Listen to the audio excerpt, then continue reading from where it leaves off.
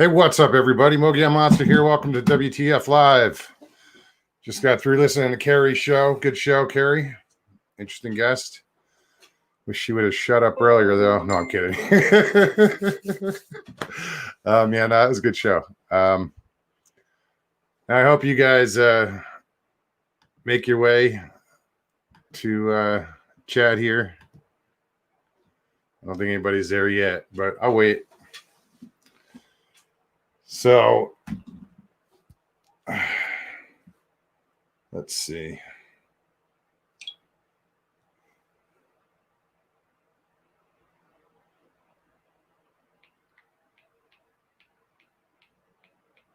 Sorry, guys. Well, people are showing up. Right on. Big Rob, Squatch. Albert, what's up, brother? You are up. I see that. Chris, what's going on? So, yeah, this is just another night of anything goes. Oops, shouldn't have said that. Somebody else uses that, don't they? Daniela. Yeah, it's a free for all. If anybody wants to come on, feel free. I'll put up my email address if you want to send me your email address, and I'll send you a link.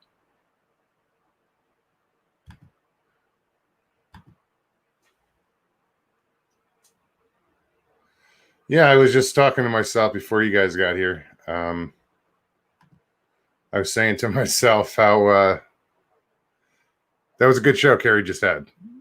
That woman can talk, Marie. Wow. But interesting photos. I subscribe to you, Marie, if you hear me. If you don't, whatever. I just subscribe to you because I do want to check out your videos and stuff. You have some interesting stuff. Yeah. So yeah, guys, if anybody wants to come on, you got the email in front of you. Use it.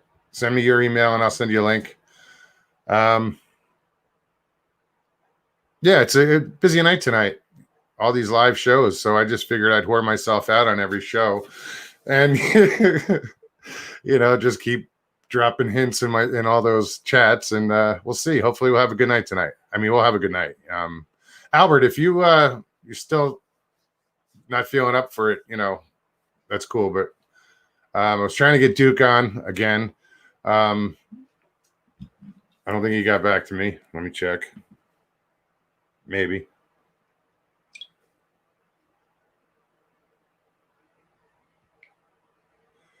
He did get back to me.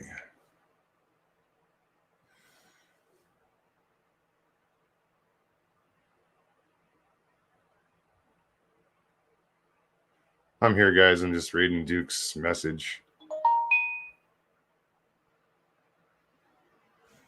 All right.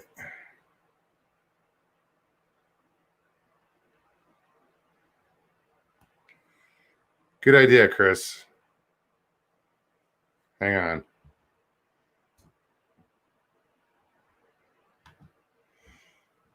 So yeah, I'm a little nervous. I mentioned in what do you call it?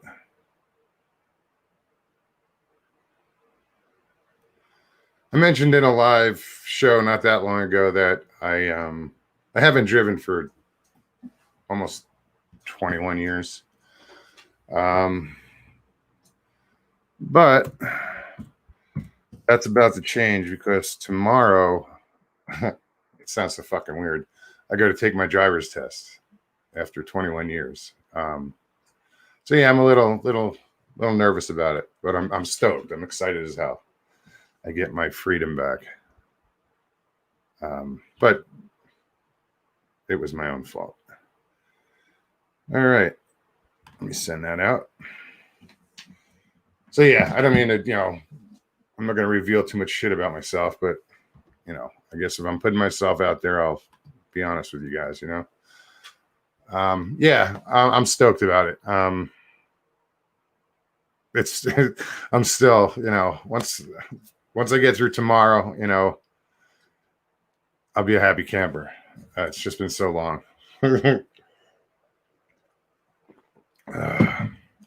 So yeah, I took a practice test online today, for the practice driver's test, driving test, and yeah, I got this. I know. It's just still, it's weird. So yeah,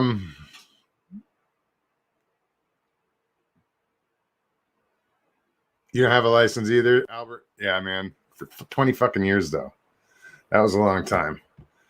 I see you, Chris.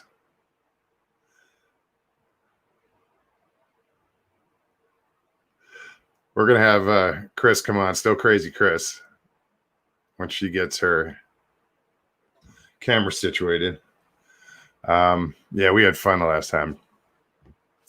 I do have to put my headphones on, so if she's talking, I can't hear her right now. So,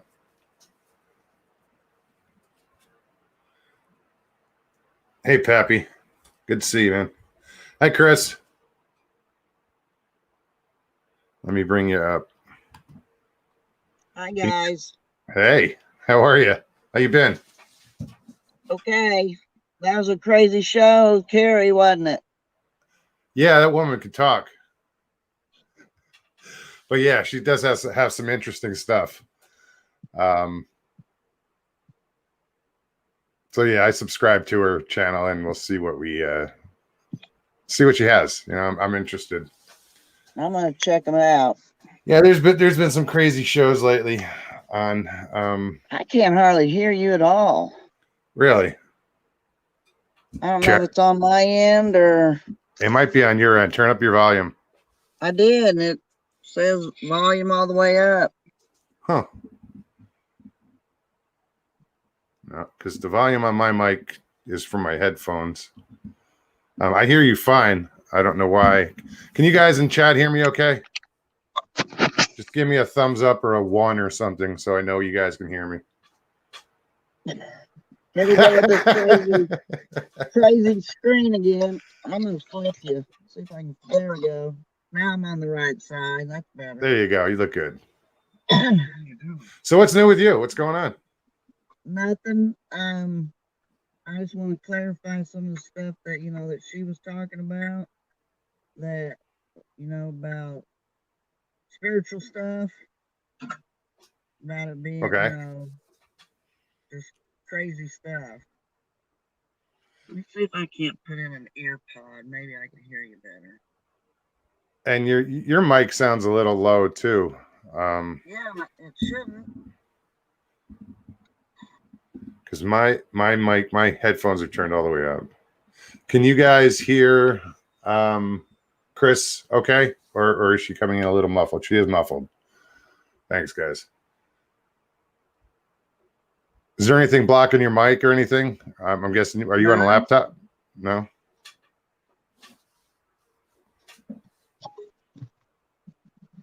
Bear with us, guys.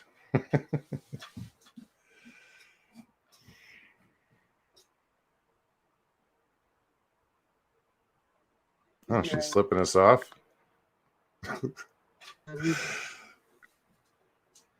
Loretta, hi. Good to see you. Brad, you made it. Right on, man. No, you froze.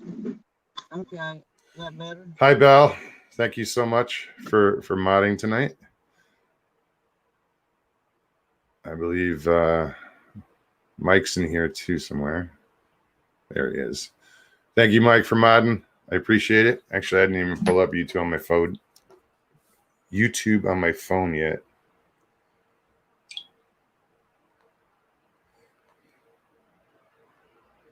Did you freeze? I think she's frozen. Chris, you might have to reload if you can hear me.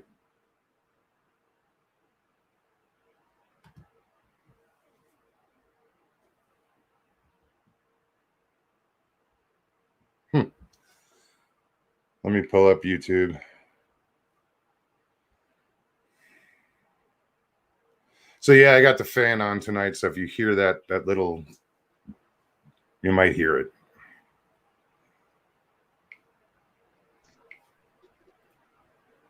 There you are. Can you hear me?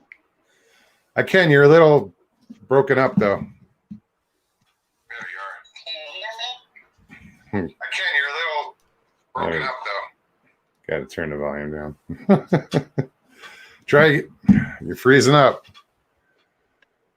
There you are. Can you hear me now?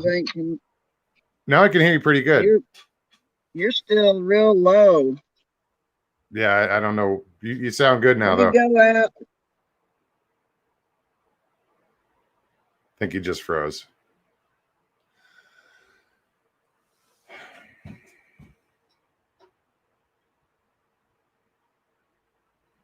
All right.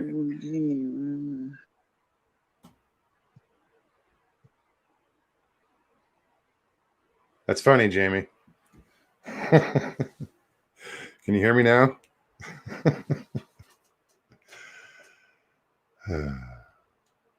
We're trying. You keep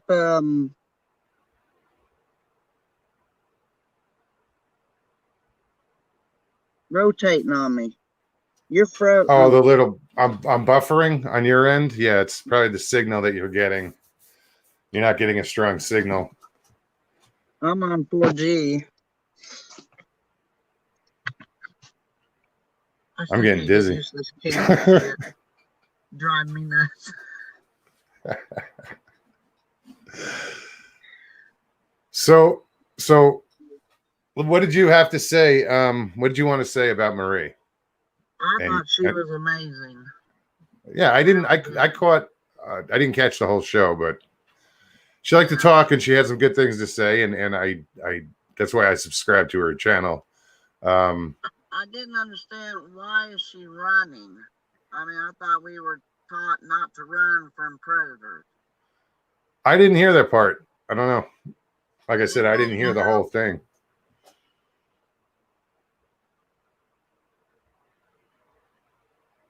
So, but you know, I want to check out her videos anyway, because a lot of those pictures she was showing were snapshots from videos. They were just, you know, right.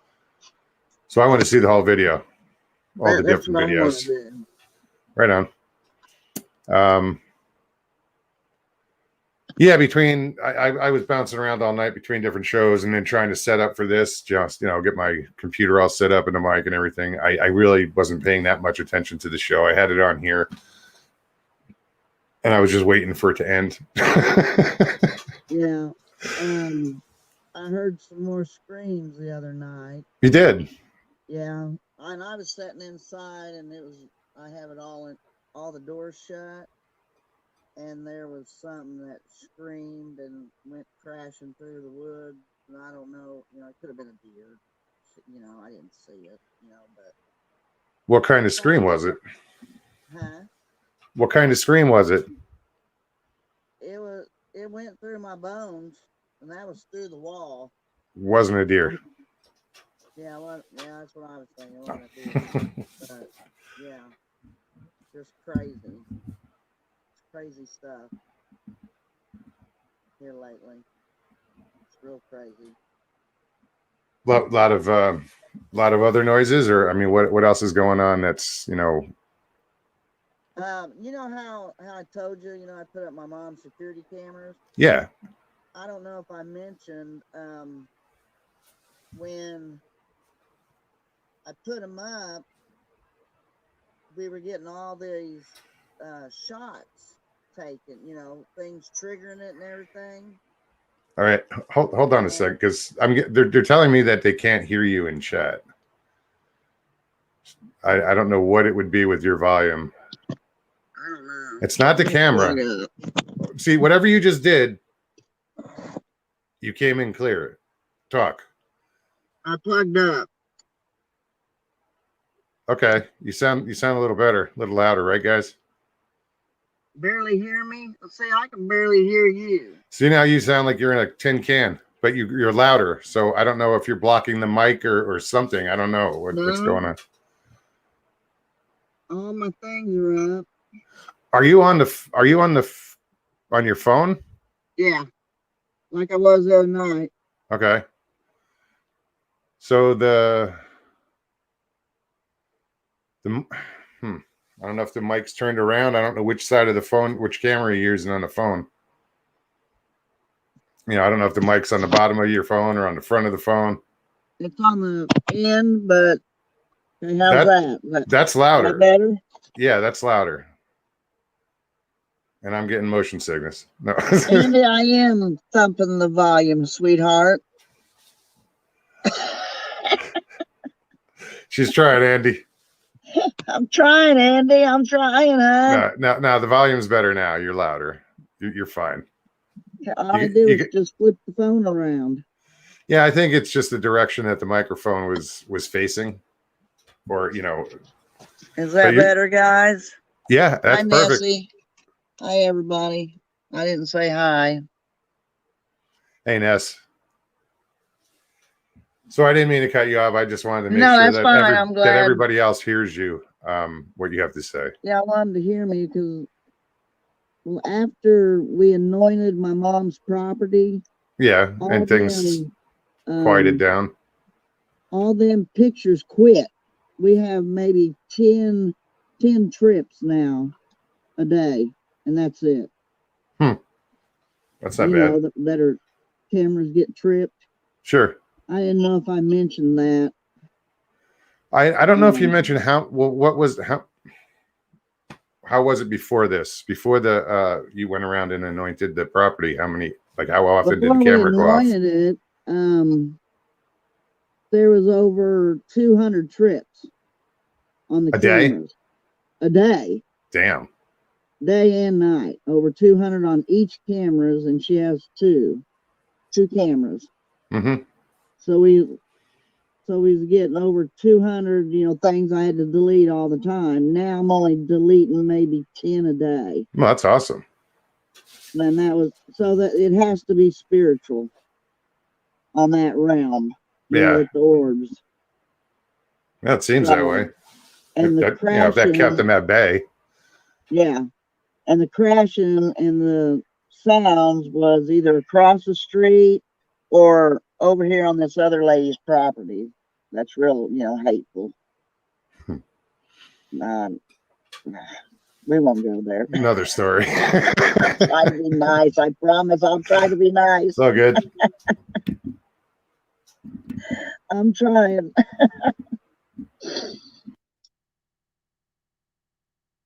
So what's happening? Well, that lady, I really liked her. Her energy was. She had a lot of. She had good energy. I just think. Wish she had a better camera, cell phone camera. She's been doing this not even a year. Okay. Yeah, she's new. She's new to it, and she even said, if I'm getting this, what I'm getting with what I have, the equipment I have, imagine me in 5 years. Well, how come those were her words? Well, why can't she take her 4K camera in there? I don't understand that either. I don't know the situation around that, but I mean, if she applies herself and the technology available that she might have, I think she'll do really well. I mean, she's persistent and she has, I think a good head for it.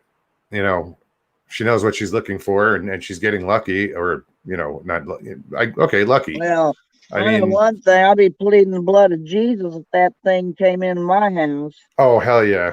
I don't care if the shotgun goes through it or not. I'm unloading a few rounds.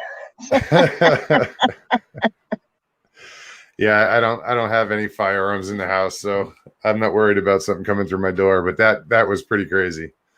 That's why I want to go back and look at her videos. Again? Is it muffled again? No, I don't think so. Okay, nobody's. No, you're right. Boomer said it was muffled. Bummer. I don't know what the deal is with it.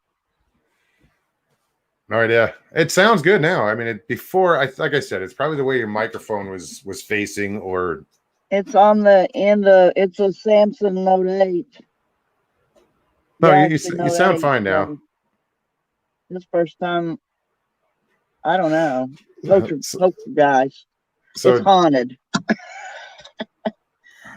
Hold on. Okay, thank you, Albert. Jamie says the woo is strong with that one. Are you talking about the Guest and Kerry show, Jamie?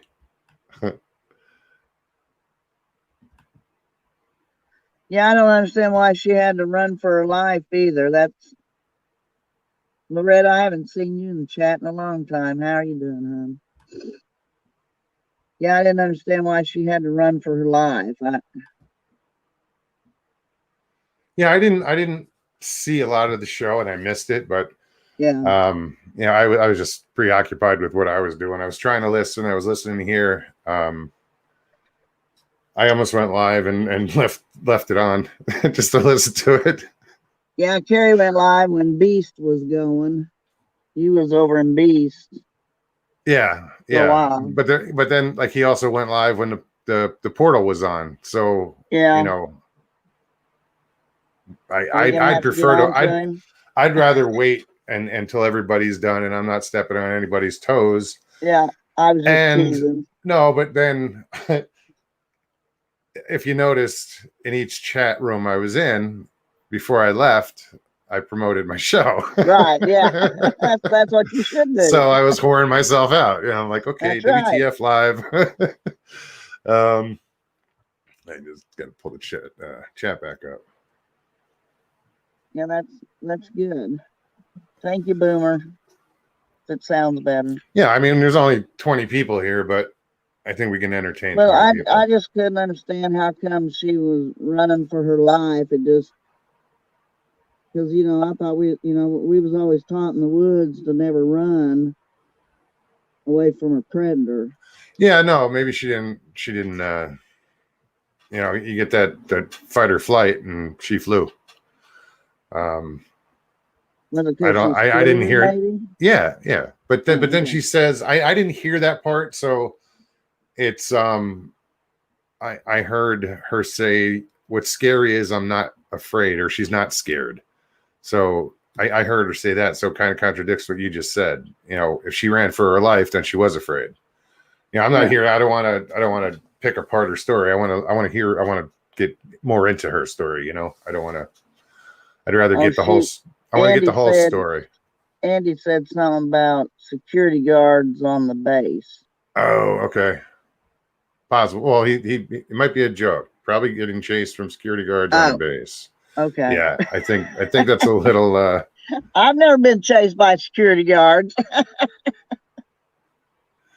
Yeah, they don't run that fast. I don't Not run that I that know. fast.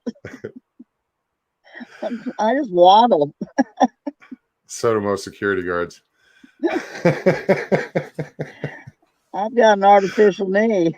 I hope nobody in chat's a security guard. I apologize, guys. My motto is if it's funny, say it. Apologize for it later.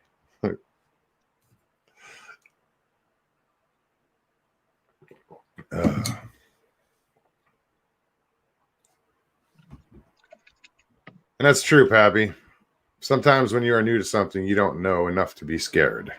And he said LOL, but it's true. Yeah, it I is mean, true. although something if you ran into a squatch in the woods, I think you'd know enough to be scared. I Something well, that big, I'd be like, yeah, okay. Even if all you didn't know what mine it wasn't was, if you thought it was a bear, get the hell out of there right. Well, all slowly. my encounters, they wasn't scary.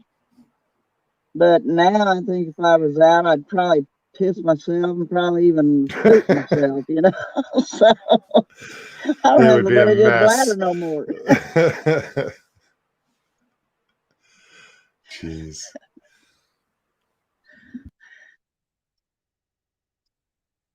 Use a donut as a diversion. Okay, Brad. I So don't. yeah, I don't even eat donuts. Andy mentioned something, and she did mention a base, a joke, but she mentioned a nuclear base. But why would you be able to film there? It's a good question. Yeah, it is. No, but I thought, I'm gonna check out some of her videos. Yeah, I think she's I got started some. checking Probably out. has some good stuff. Yeah, It just. I'm gonna this say was. it, Kerry. If you hear me, I think you were a little rough on her. Yeah, I mean, yeah, dude, she's learning, man. Give her a Yeah, break. She's out there I think. doing it. Give her that much credit for doing it. I just wish Um, they wasn't so blurry. That's all. You know. Albert says she gets close to the base. Okay, right on.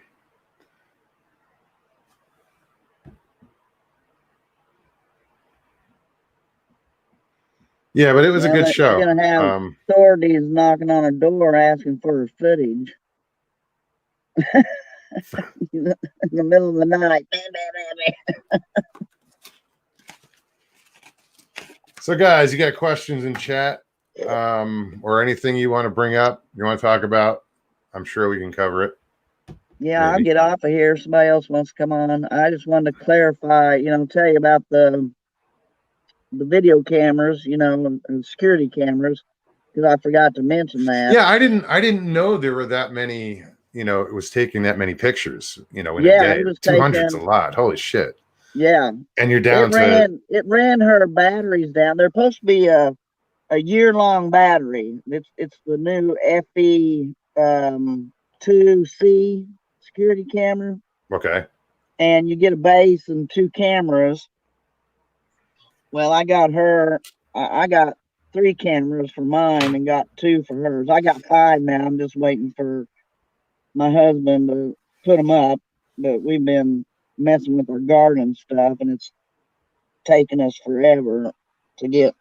We put up something like 350 years of corn just a while ago, and that was a lot. Yeah, that's where I was getting to. No, they're not hidden. They're on right there by the garage door, to see the truck, my mom's husband's truck. My mom keeps hers in the garage. And then the other one's on the back eave, and it shines that the back side of where her kitchen, and she has two two doors there, and then the kitchen, and then the bathroom window and her bedroom window, and it's shining on her little shed where she keeps her zero turn mower and stuff, and then you can see the whole backyard, and So your mom's got a zero-turn mower? yeah, I got one too. Right on. I'm jealous. I paid $30 Shit. a month for 2 years. That's how I got it. Right on. Actually, in Arizona, I don't need one. No, you got No, sand. we've got a lot of rock. Yeah, And it takes a lot of water to grow grass out here. So, yeah, the weeds in my yard get that's what I have is weeds. And then, yeah. That's all you got. Weed. Yeah, in the spring they grow, then they die, and then once the monsoons set in, come in, they grow again. But right now we're behind in rain. We had a little shower today, but we're way behind in rain. So Brad has a question. So what is your take on the Sasquatch phenomenon, Mogs or Mogo? Do you think they are just an undiscovered primate, or do you think there is more to it than that? Well, they're not undiscovered because people know about them, and they're just not mainstream. They're not. What I mean. They're keeping it from us, but they're discovered. yeah. Is it a Can I primate? finish the other answer first about Sure. the security cameras? Oh yeah. Sorry, I thought you were done. Yeah. My bad. Bad Well, host. Bad host. it was taken over 200. They're a year-long battery, Oh, that's right. and it was ran down in 2 months. Damn. And because I had them all charged up, because I'm I'm the one that. Well, that's like 6,000 photos a month. So Yeah. yeah. It's an outrageous amount. I was deleting. I had to put her. I had to put her cameras on snooze because it was running my phone down so much. Oh wow. The battery. It was Sure. killing my phone because of all the trips on the cameras. It was crazy. And I Yeah, wish I hadn't deleted them now, 3 orbs. I would have sent it to you. It was wild. But now you're down to them. 10 a day, so that's huge. Yeah. But they were going, up and down, just like this.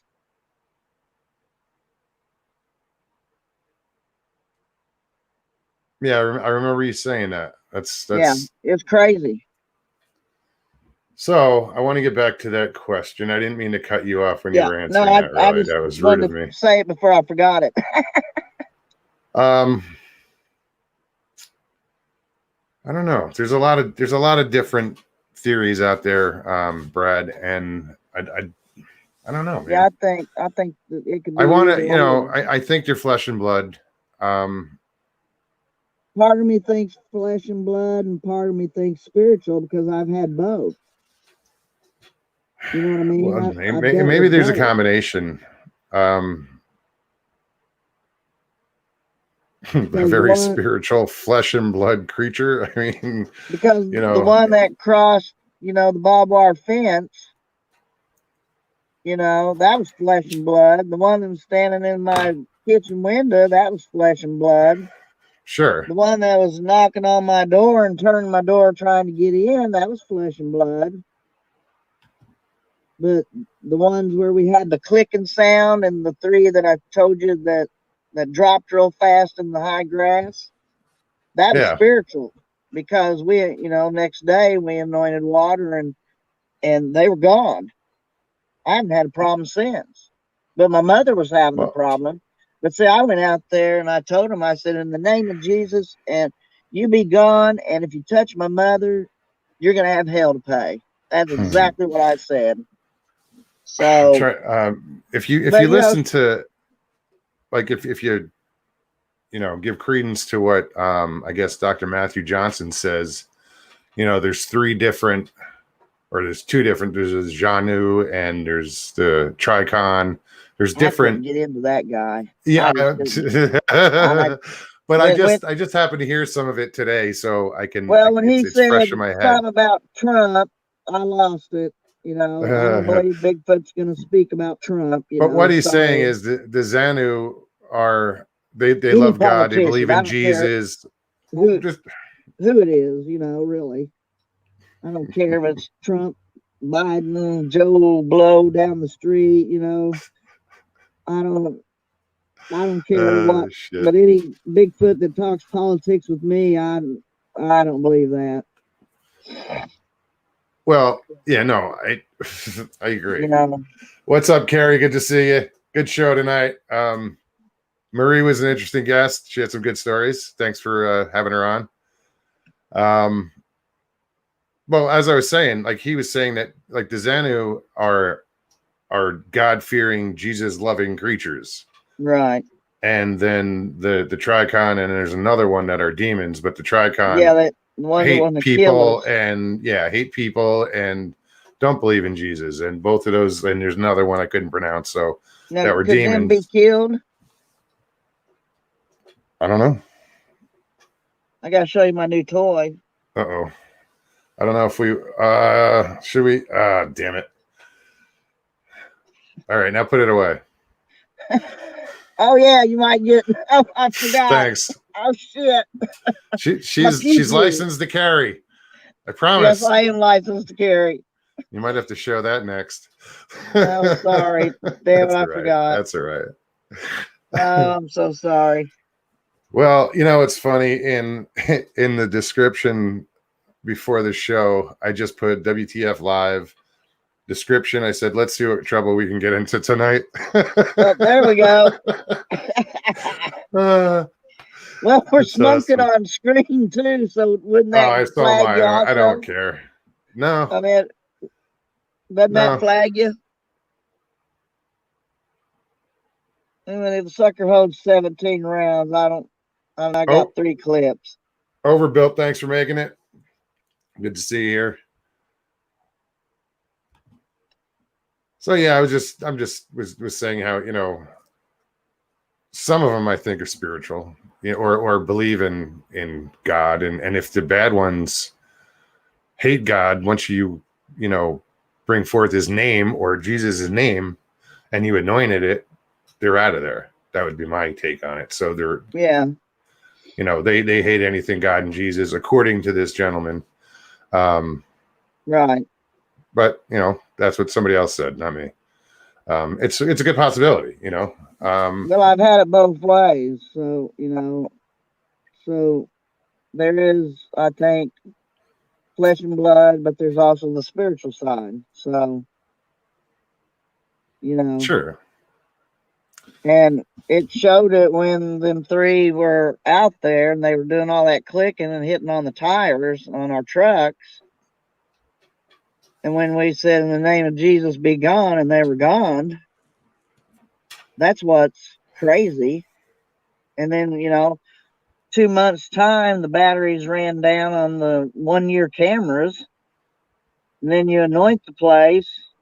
And now I have maybe 10 A trips. day. And that's a person. That's my dad or my stepdad and my mom going out of their garage. Sure. So that's crazy. But it worked. Yeah. The anointing works. So, people take note. Yeah. You never know. I mean, if people are having, anybody here who's having an issue, that's something to think about. How did you guys, where did you get the oil? What kind of oil? Anointed water. We prayed over the water. water. But you prayed over the water. Okay. Yeah. I thought it was We oil put it for in a some big reason. Tupperware bowl, and we both prayed over it that night, the whole night. And what did you just sprinkle it around the yard? Yeah. Just to get out there. Yeah. Right on. And over the doors, we like the blood of lamb, Sure. lamb blood over the door. You mark the doors. Yeah. Yeah, we anointed the doors. So awesome. I totally believe in God and everything that goes with it. Oh, absolutely. Me too. I would die before I denounced him too. Oh yeah. Yeah. No, I thank God every day, literally. I mean, yeah. When God saves I don't get on my family, knees and pray, but I do. In the mornings when I get up and I'm sitting out at the table having I was going to say a cup of coffee, but I'm kind of getting away from coffee. But yeah, I sit there and I thank God for everything that He's given me. All the blessings that have been thrust upon me lately, and I haven't always done that, but give credit where credit's due. Right. It's not going to hurt. No.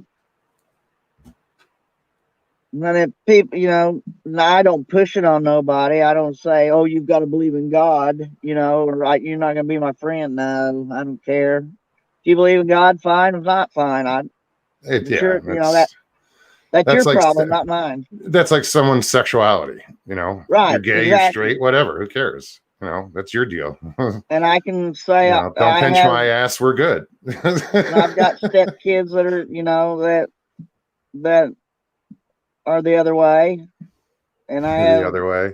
Yeah, however they want to be, that's fine. Yeah, it's all good to me.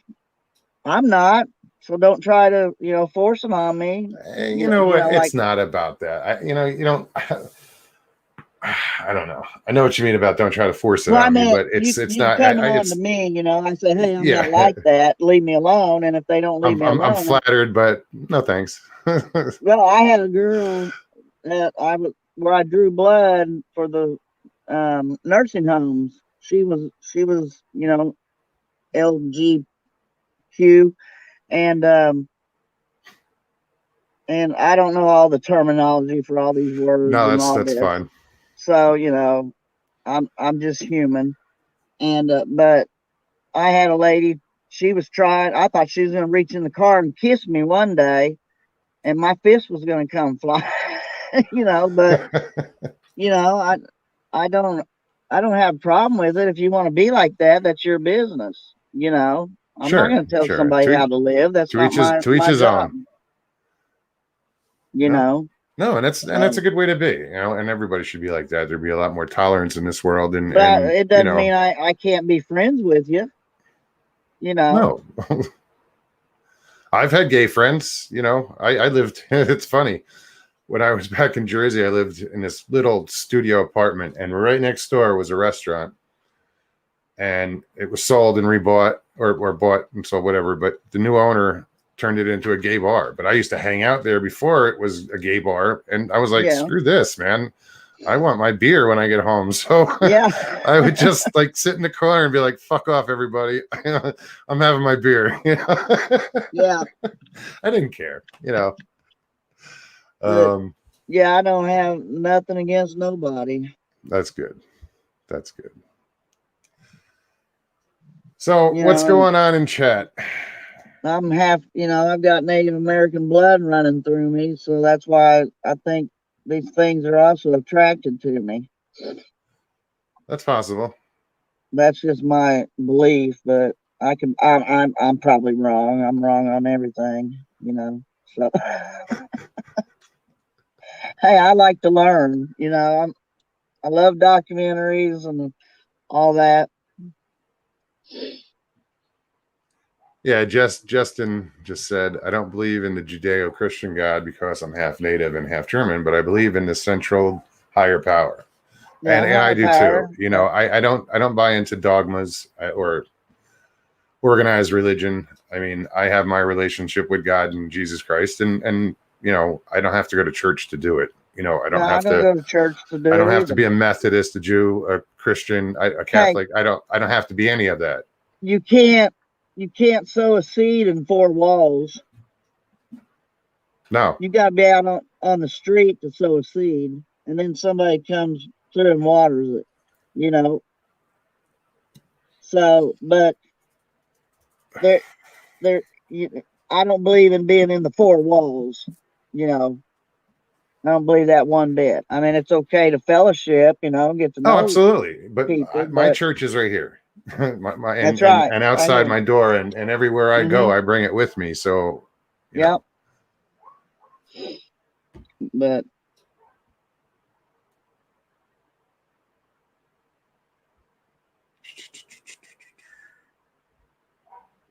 But I thought that lady was real interesting tonight Yeah, she and was. Yeah, over that's on what. Kerry's channel. I really did. Yeah, I And I'm subscribed just before I really got looking off. forward into getting into some of them videos. Yeah, I just yeah, wish they because wasn't so blurry, but that's but okay. when She'll you get when you're better. taking a snapshot from Oh, she's taking a a snapshot from the video, video. yeah, so That you look. can actually go and Oh, watch the okay. video and see I the didn't whole catch thing. that. I'm looking forward to watching it. Really am. Does anybody have any questions for me that I didn't answer last time? Yeah, guys, feel free to ask questions. And there's still time if anybody wants to pop on. Let me know. Kerry, if you're bored, I know you just got off of a long show. Just if anybody wants to come on, send their email address to this address to monstermogian@gmail.com. And we'll get you on for a little while. There's no time limit here. We've been on, for not even 45 Gary, you minutes. saying I'm a dangerous person? I got to go back and read what the hell she's what's that talking about? Oh no, he's talking about somebody else with somebody in chat. So Oh, let's see. hey, I've been with Kerry since day one. Chris, did you talk Like, about the one in your closet? Kerry wants to know. not me. That's to somebody else. Okay. I tried, Kerry. I'll jump off here and let Kerry have it. Well, But not unless he wants to come on. I mean, what I was gonna if say is I've been with Kerry since day one. He put out that first video, Lake of the Ozarks, and he didn't say where he was filming at Missouri. And I said, "Where are you filming at?" And I've been with him since day one. And I told him, I said, "I've got your back no matter what." And I've told him that since day one. Kerry, I don't know your email address. Sorry, Chris. I don't know your email address offhand. So just send it to me at my email address, and I'll send you the link.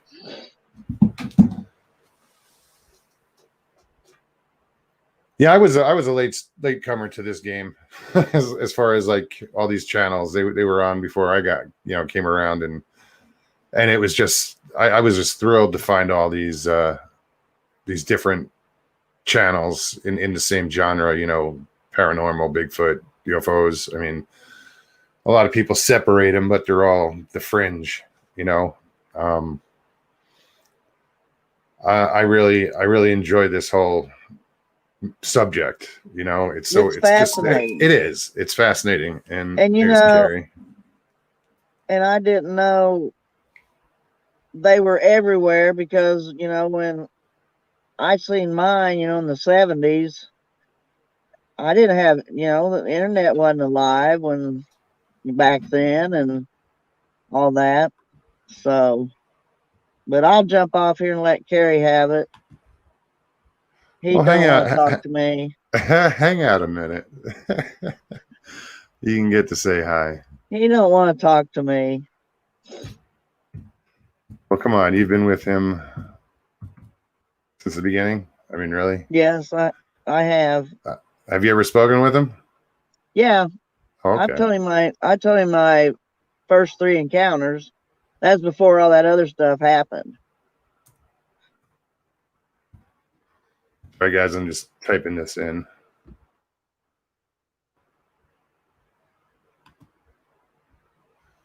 All right, Kerry, it's on its I way. agree with you, Jamie. I was too with Sasquatch Chronicles, but I mean, yeah, that's what got me started was Sasquatch Chronicles. Just I was like, oh, what's this? And I listened to these stories and I was hooked. Yeah. I call Kerry every now and then, but I try not to, you know, he's busy. He's got other better fish to talk to than me. So why does everybody say that? Like your it's story true. is I'm like a your nobody. story is. So am I. I don't do nothing but sit here on my ass all damn day because I can't, you know, because I'm disabled.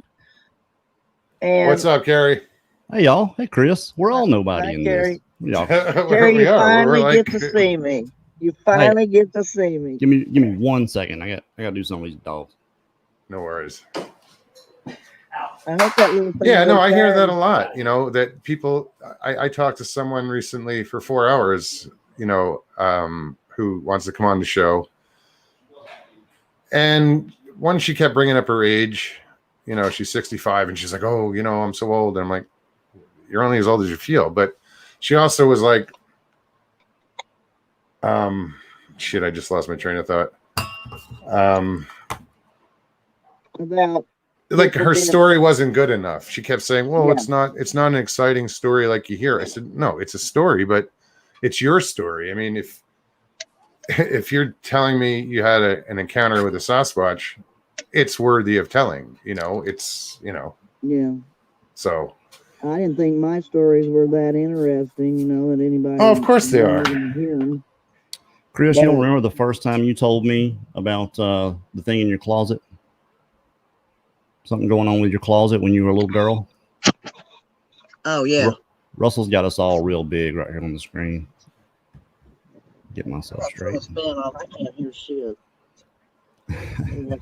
Okay, now say it again, Kerry.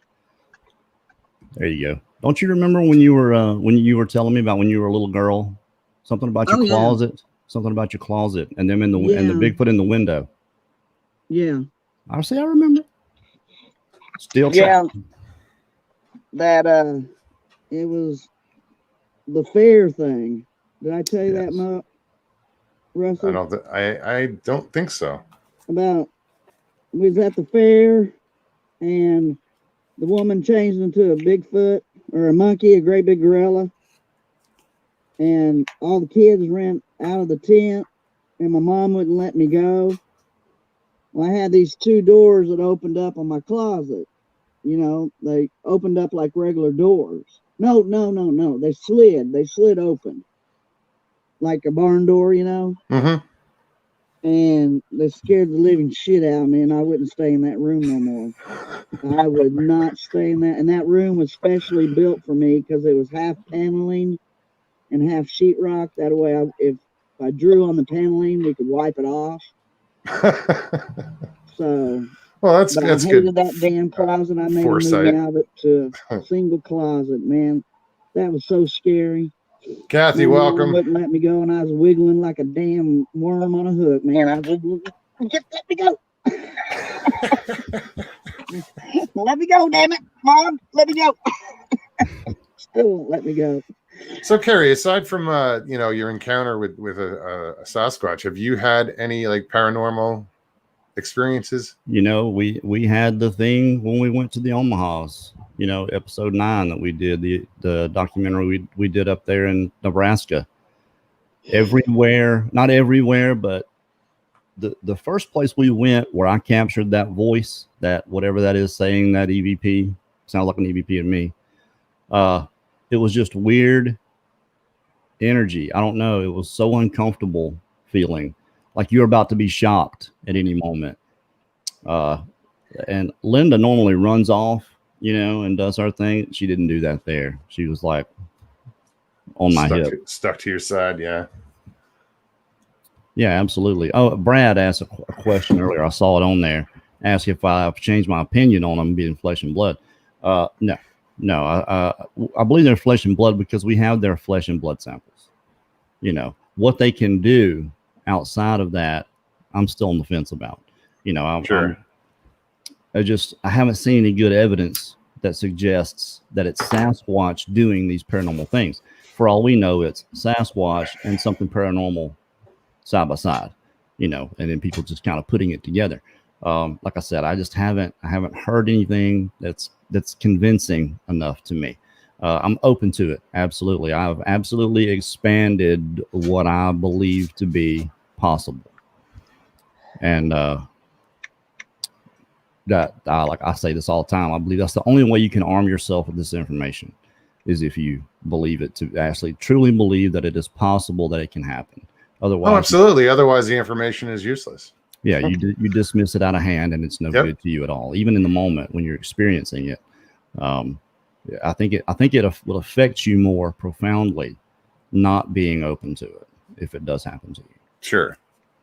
Well, that's why I keep saying, like, if I were to see one today, the reaction would be different than if I had seen it 3 years ago. Right. Just because of the knowledge that I have, and because I do believe that they exist, I would use that knowledge, and I hold that knowledge, close to heart. It's good knowledge to have. Because I do believe in this. Absolutely. But my neighbor isn't, I'm in a better position. 7 billion people on this planet for the most part are not. So, I mean, we have a long way to go. I'm not worried about those guys. We get no help. We get no help at all. But I think we're doing good, man. I think we're. Well, yeah, me too. I have issues with the paranormal stuff, but I can't turn my back on it anymore because something's happening there pertaining to Bigfoot. Sure. And if we can figure it out, if it's the Bigfoot themselves, or if it's just something connected, that's I think if we just need to keep talking about it, maybe not put such a laser focus on one side or the other, but bring it all out and just let people, decide for themselves.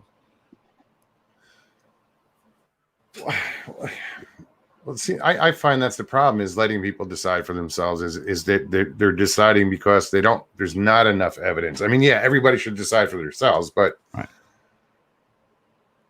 what they have to decide from or decide on is pretty limited, as far as proof. And, how, like you just said with Marie tonight, get better photos, that's the problem, is we don't have that definitive evidence. I love Marie. She was awesome. And I talked to her about her pictures and bringing them on the show before she ever showed them.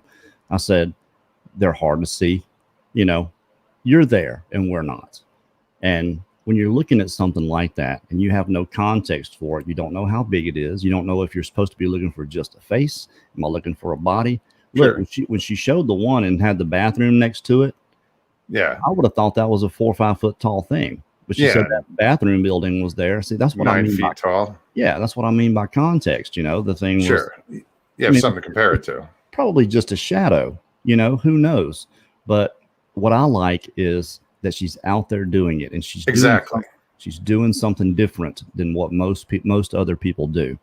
And she had one really good picture. She had one, and that's probably what's gonna bring this into the forefront as far as that's where the proof is going to come from. Somebody's doing something different. You know, everybody's doing the same thing over and over and over again, expecting different results. She's doing something different, so maybe she'll get those different results. You know, Absolutely. You know, and that's what you need, and you need more people like that out there being creative, sure. and you know, encourage them all. You know, absolutely. You know as well as I do that proof is subjective. Mm-hmm. You know, whatever is going to convince someone, you don't have to prove anything really. Whatever is going to convince you that yes, okay, these things could possibly be out there. That way, when you are out there in the woods and you hear the scream or the knock or something huge run through the bushes beside you, you're not discounting it, you know, out of hand right away as something else. You can consider that it's one of these things. That way, if it does happen to step out in front of you, maybe you're a little bit more prepared for it. Absolutely. And you're not totally, completely scared out of the woods now, you know. Chris, Absolutely. you've got a lot going on around there, huh? Are you watching the woods a lot, Miss Chris? Yeah, they're right behind my house. And yeah, she heard some screams tonight or last night, recently. The other night, yeah. And I didn't go to bed this morning until 6 o'clock, and because I don't sleep good because of my back. And between my 2.5 acres, my stepdad's 2.5 acres, and then this lady next to me that's got 6.7 acres. It's the whole backwoods, and my mom lives up there in them woods. But for 30 years, she's been walking. So I live in my grandma and grandpa's house that my grandfather built. He was a carpenter, and the woodwork in it is just gorgeous. And I don't have painted trim like a lot of people do. I have a thing about painted trim. It just irks my ass. I just Really? hate it. But you know, it's nice woodwork. Why do you want to paint it? You're just being lazy to tape it off. You know, that's the way I feel about it. But you know, I'll keep that to myself, I guess. But you know, too late. I already said it. But my mom lives up there in them woods. But for 30 years, she's been walking back and forth down her road, and nothing's got her yet. So they must not be too, you know, vicious. They would have done got her, you know. And I've heard screams that lasted 20, 30 seconds. That's a long time. That's a lot of lung capacity. Yeah. Yeah, and you can hear it. And coyotes all around me. My gosh. I keep bottle rockets here in the toolbox just to set off to get them away from the house. The coyotes? Yeah. Yeah. They're just crazy. They're just, I mean, we're talking more than 10 in a group on each side of me. That's a lot of coyotes. It's a lot of coyotes. And I saw one coyote broad daylight chasing something like a Great Dane dog, and the dog was playing with it, and the coyote had its tail between its legs, and it was chasing it. And it just acted like it was wore out. I don't know if it was because the dog was in heat or something, you know, I don't know. But I was just glad I wasn't out in the yard because, you know, it could have turned on me. You never know. Sure. And that was before I had my CCW license.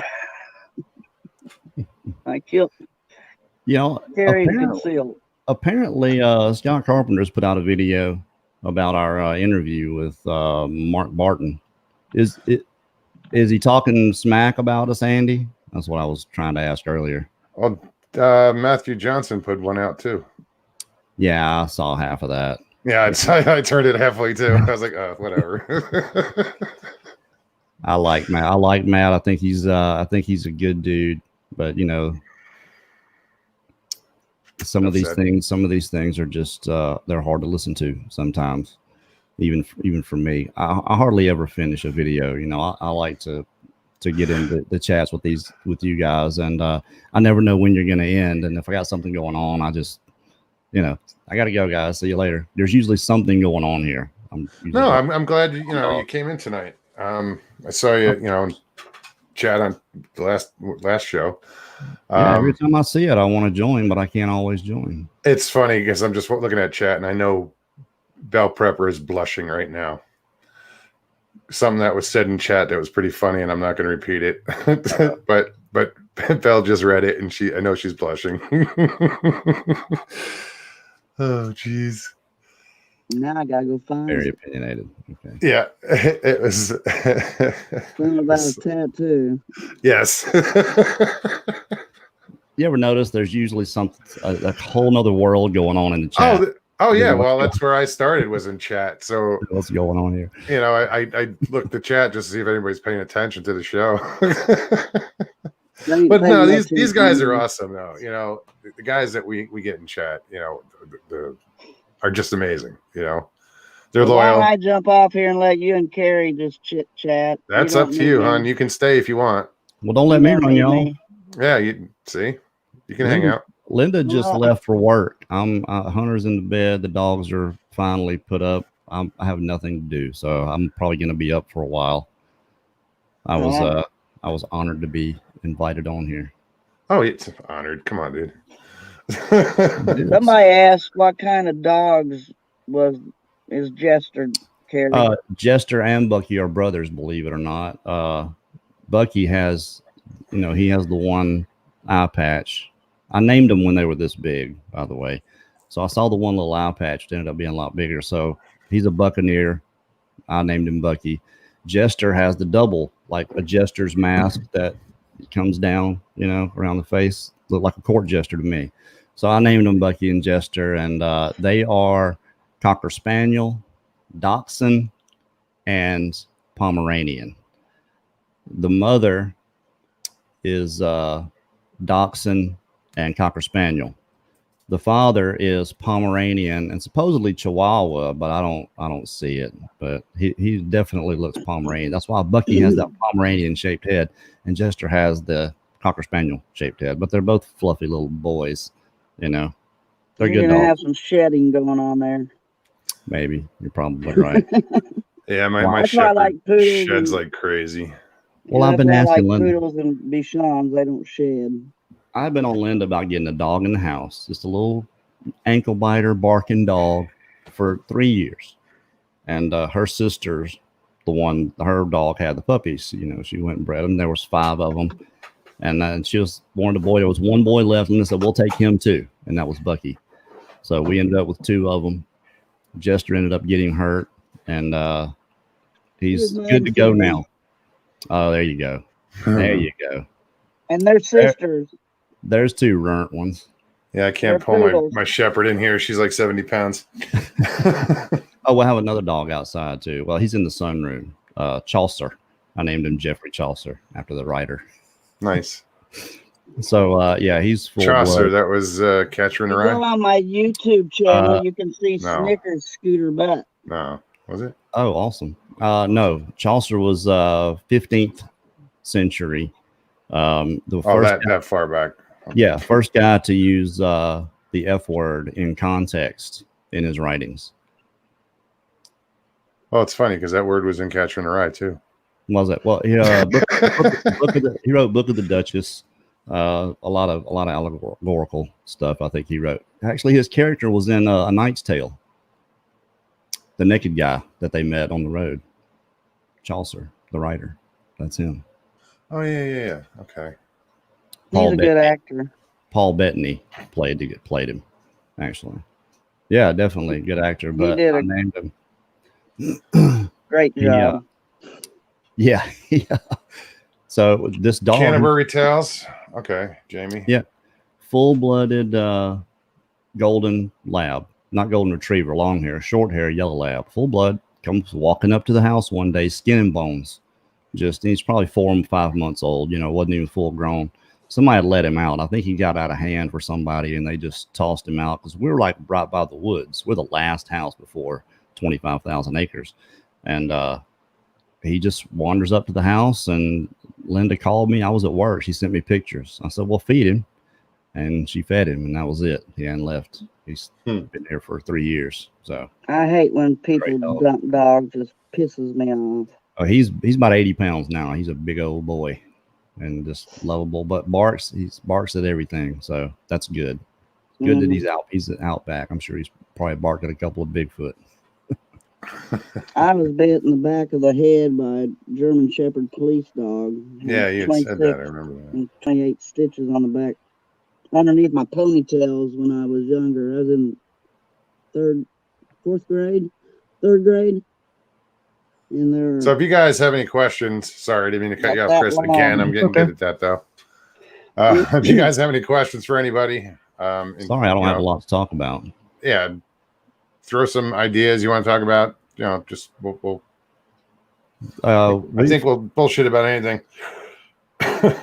Bigfoot Odyssey. That's all I know lately. The Shutter. I'm working on some Shutter stuff now that I actually can. We had to. It's been a while, huh?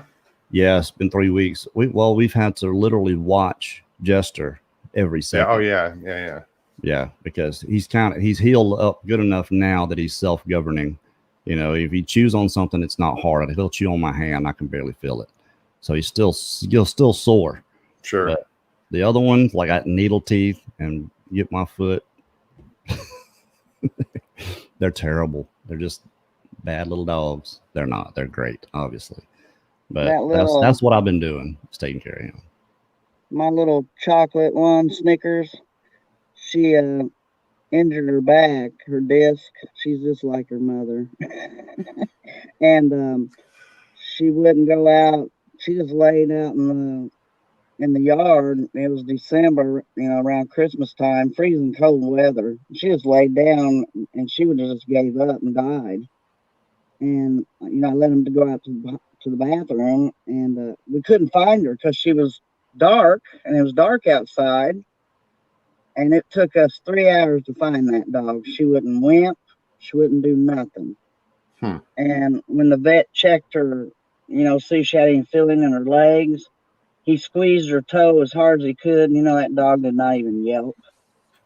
She moved it, but she didn't yelp. She's a sweetheart. But if you go onto my Still Crazy Chris YouTube channel, you can see her. I tell her to scoot her butt, and she scoots her butt. Like, that cleaning carpet commercial. Yeah, my dogs know what the words "move over" means because they're bed hogs. So yeah, mine used to sleep with me too. I used to have 5 dogs. So that's a lot. So Bomber wants to know, Kerry, what's the scariest Sasquatch encounter you've ever heard, either from a guest or elsewhere? It's got to be the one where I talked to the guy he lives in Florida now, but he used to live in Greenville, Mississippi. And he had something, he believes it was Sasquatch, attacking his house.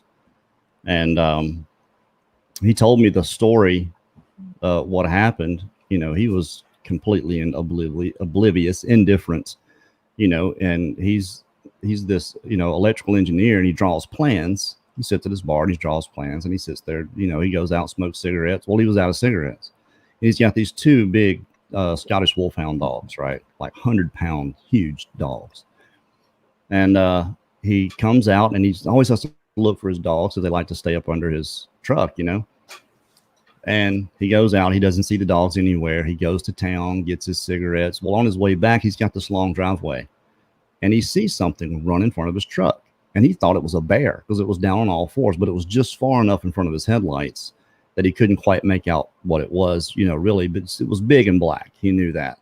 And it looked like it was running on all fours, like super fast, like shooting across in front of him. So he gets home and he's thinking, if there's a bear around here, I need to get my dogs and, get them in the house. Well, as he's walking up to the porch, he can hear his dogs. They're under the porch, whimpering at him. And so he tries to call for them and they won't come out. But as soon as he gets up to the door, opens the door, here they come. And they're just barreling inside after him, right? And he's fighting with them and wrestling and trying to get them to put them in the garage. He don't want to put them back outside in case there's a freaking black bear out there, So he's trying to get them through the kitchen door into the garage. And I think that was when he said, okay, I got him in there. He goes outside and he's got a 12 gauge sitting right by the door. And he goes outside, and as soon as he opened the door, he said, I smelled it. It just hit me. punched me in the face. Strong odor. Well, so he reaches in and grabs his 12 gauge, is loaded up with buckshot, and he's looking around, and he said, I saw a figure standing 30 feet away by the side of the house. There was a floodlight on one side, and it illuminated the front, pretty good. And he could just see it right there. His house is brick and cedar. But he said it was it just looked odd, how this shadow was being cast right now. I looked at it for a long time. And he said he heard something on the other side of his truck. So he turns his head and looks, and when he looked back, the shadow was gone. He said that was the worst feeling for him, because he said, I've never believed in paranormal stuff, Bigfoot or anything like that, but whatever this was tall. It was standing there. So he starts to go inside, and as soon as he goes in, he hears the scream. And he said it sounded like two lions and a bear. It was just loud, and all the dogs are scratching at the door to try to get in. So he said, I just froze. I was paralyzed. I just froze right there. And all of a sudden something hits the house. Boom. And it kind of jarred him out of his, being paralyzed. Goes over, opens the door, lets the dogs in, and all of a sudden just he hears another scream, and it's coming from the porch. He said it was so loud and so long. It was just rattling loud. And then this one he knew there was more than one, because something was hitting the house. I mean, just like running into it. Boom, like knocking pictures off the wall. Well, he left his cell phone in the truck. He said, I was going to call the police. He leaves his cell phone in the truck. He grabs his gun, and for like 2 or 3 hours, he can hear him running across the roof. And he's sitting in the hallway of his house holding his gun, just stiff, and the dogs are behind him, scared to death. And and he said there was at least 3, and he knew they were just destroying his house, right? He said, I don't know when I fell asleep. All I just remember is waking up at like 10 o'clock the next morning, just stove up and mouth was dry, and the dogs were sitting out the door ready to go out. He said, I knew that everybody was gone if the dogs were ready to go out. So he goes and lets the dogs out, and he's still got his gun, and it's daylight, bright day, walks around, and now he can see the damage to his house. He said every corner of the house was damaged. There were azalea bushes pulled up and thrown on the roof. The brick ledge by the back window, he said 6 feet of the brick ledge was on the ground, and the cedar going up was split. He said there were like huge handprints. They were smudged. They weren't real good. And he said he had pictures of all this stuff. Big and huge impressions in the ground that he said looked like footprints all over. This guy's freaked out. I mean, he had to call his insurance company and claim vandalism on his house, what they did to it. So that one right there. And he moved after that, actually sold the house and moved to an older couple. Florida. Yeah. Yeah, they ran him off. I think they were after the dogs. I think the dogs did something, but he had been there for a while, like 6 years. He had been there, but it's out of the blue. That's an unusual, out of the blue occurrence. Yeah, that's what I thought. Yeah, they were pissed at something. Absolutely. I think one of my scariest ones I've ever heard was on Wes's channel, Sasquatch Chronicles. That one with that British woman. That story where she's hiking and she's near the ocean and she sees them in the water, and the male comes out of the water and he's ready to kill her, and she passes out and really? I've heard people talking about it. I need to go. Oh, dude, that you have to listen to that whole thing, and it's really her reaction, the way she tells it. I mean, she's scared shitless. And even when she tells it, and it's an amazing story, and it's kind of interesting because I heard, wasn't your channel? I listened to like 3 different things tonight. Somebody talked about seeing a Sasquatch with an erection, and I've heard like 2 other stories about the Sasquatch having an erection and pissing all over itself. The one, it chased the guy into his garage, and it came into the garage. That one, the English woman, she said that when that came out of the water, it had an erection. It was peeing all over itself. I just have this theory that when they get that excited, they're ready to kill. I've got a picture of a Sasquatch that was taken in Mount St. Helens. A man and a woman. It followed them for 2 miles. And I'm gonna see if I can't screen share this thing.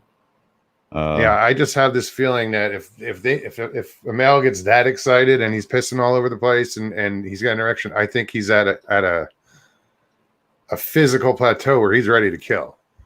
Yeah, well, this thing is, you can tell it's huge. It's like 8 or 9 feet tall, peeking up from my tree. I couldn't run that fast. You can see his thing hanging out. I just emailed it to myself so I can screen share it here. Okay. Bring back, go away email. Bring this back. New tab. Get the email. This is so hard to do. All right, drag this over here. All right, now email, you can go away. Come back to Bomber. I don't know the name of the show offhand, but I'll find it out. It's on Sasquatch Chronicles. He even uses it in their new intro. You know how he has the little clips in the beginning of Sasquatch Chronicles. He let me see what I can do here. Can you bring that up, Russell? Yeah, somehow. How do I make that bigger? I don't know. I can't. That's as big as I can get it, I think. Yeah, I think you go down there on the icon itself in the top left. When you're down there in the bottom backstage, hit that top left and it'll make it full screen. Hold on.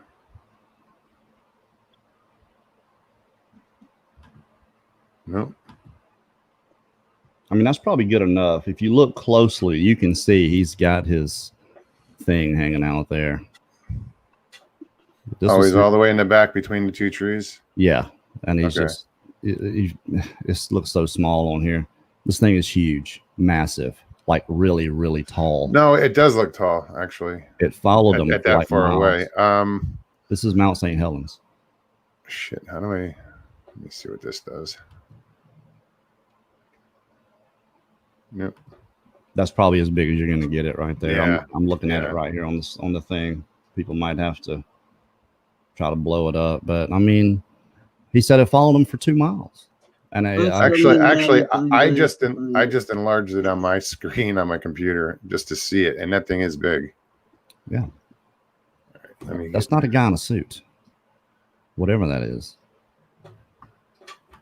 All right, you take it down, whatever you need to do. I can't see it. I'm blind as a bat. That was big. Whatever it was. What do I need to do? Stop. Oh, stop. Okay. Yeah, I mean the guy was telling me the story, and I was like, man, you want to come out? And no, I don't want to talk about it, and I'm not supposed to be showing anybody that picture. But I don't know what you're talking about. You guys, exclusive, right here. But you can clearly see that he's got his I don't want to say manhood, his Bigfoot hood is showing. His slip is showing. But followed him for 2 miles. Could you imagine? My headphones out. If I think it was after his wife. I mean, to me, that's the obvious thing. I need a magnifying glass to still see it. I'm sorry, Chris. That's a shame. Poor Bigfoot's gonna have a complex. I mean, could you imagine old time like jokes? You thought you had a hair till you pissed through it. Yeah. Well, if you can see the guy, as far as proportion goes, you're talking like a horse. Oh man, we're into this conversation, aren't we? I'm out of it now. That's all I know. I had this picture, and it just seemed weird that you could actually see. You mentioned that picture earlier. Adds credibility, actually. You need to text message it to me, Kerry, so I can see it. I can blow it up. I'll send it to you. I'll just make a post, just to make a poster out of it and sell them. I'll text it to you right now. I'm texting it to you right now, Chris. Cryptid 559. Sorry, buddy. Good to see you, man. Hobby. Yeah, Javier. Prairie Fire. Nice to see you too. They Bobby are says there's primates, one she answer says. on I just texted it to you, Chris, so you this can screen. blow it up. Have at Okay, I it. got it. Just checking Yeah, that's what I'm doing, looking through. chat. See a lot of that's what she said. No doubt. Yeah. Looks like a penis, only smaller.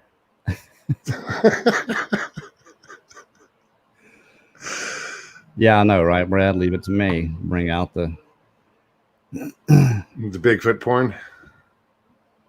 Hey, some people are into that. Whatever. Russell, I got your phone number, don't I? Yeah, you do. I think I do. Does that bother you, me calling you by your name? Not you. Okay.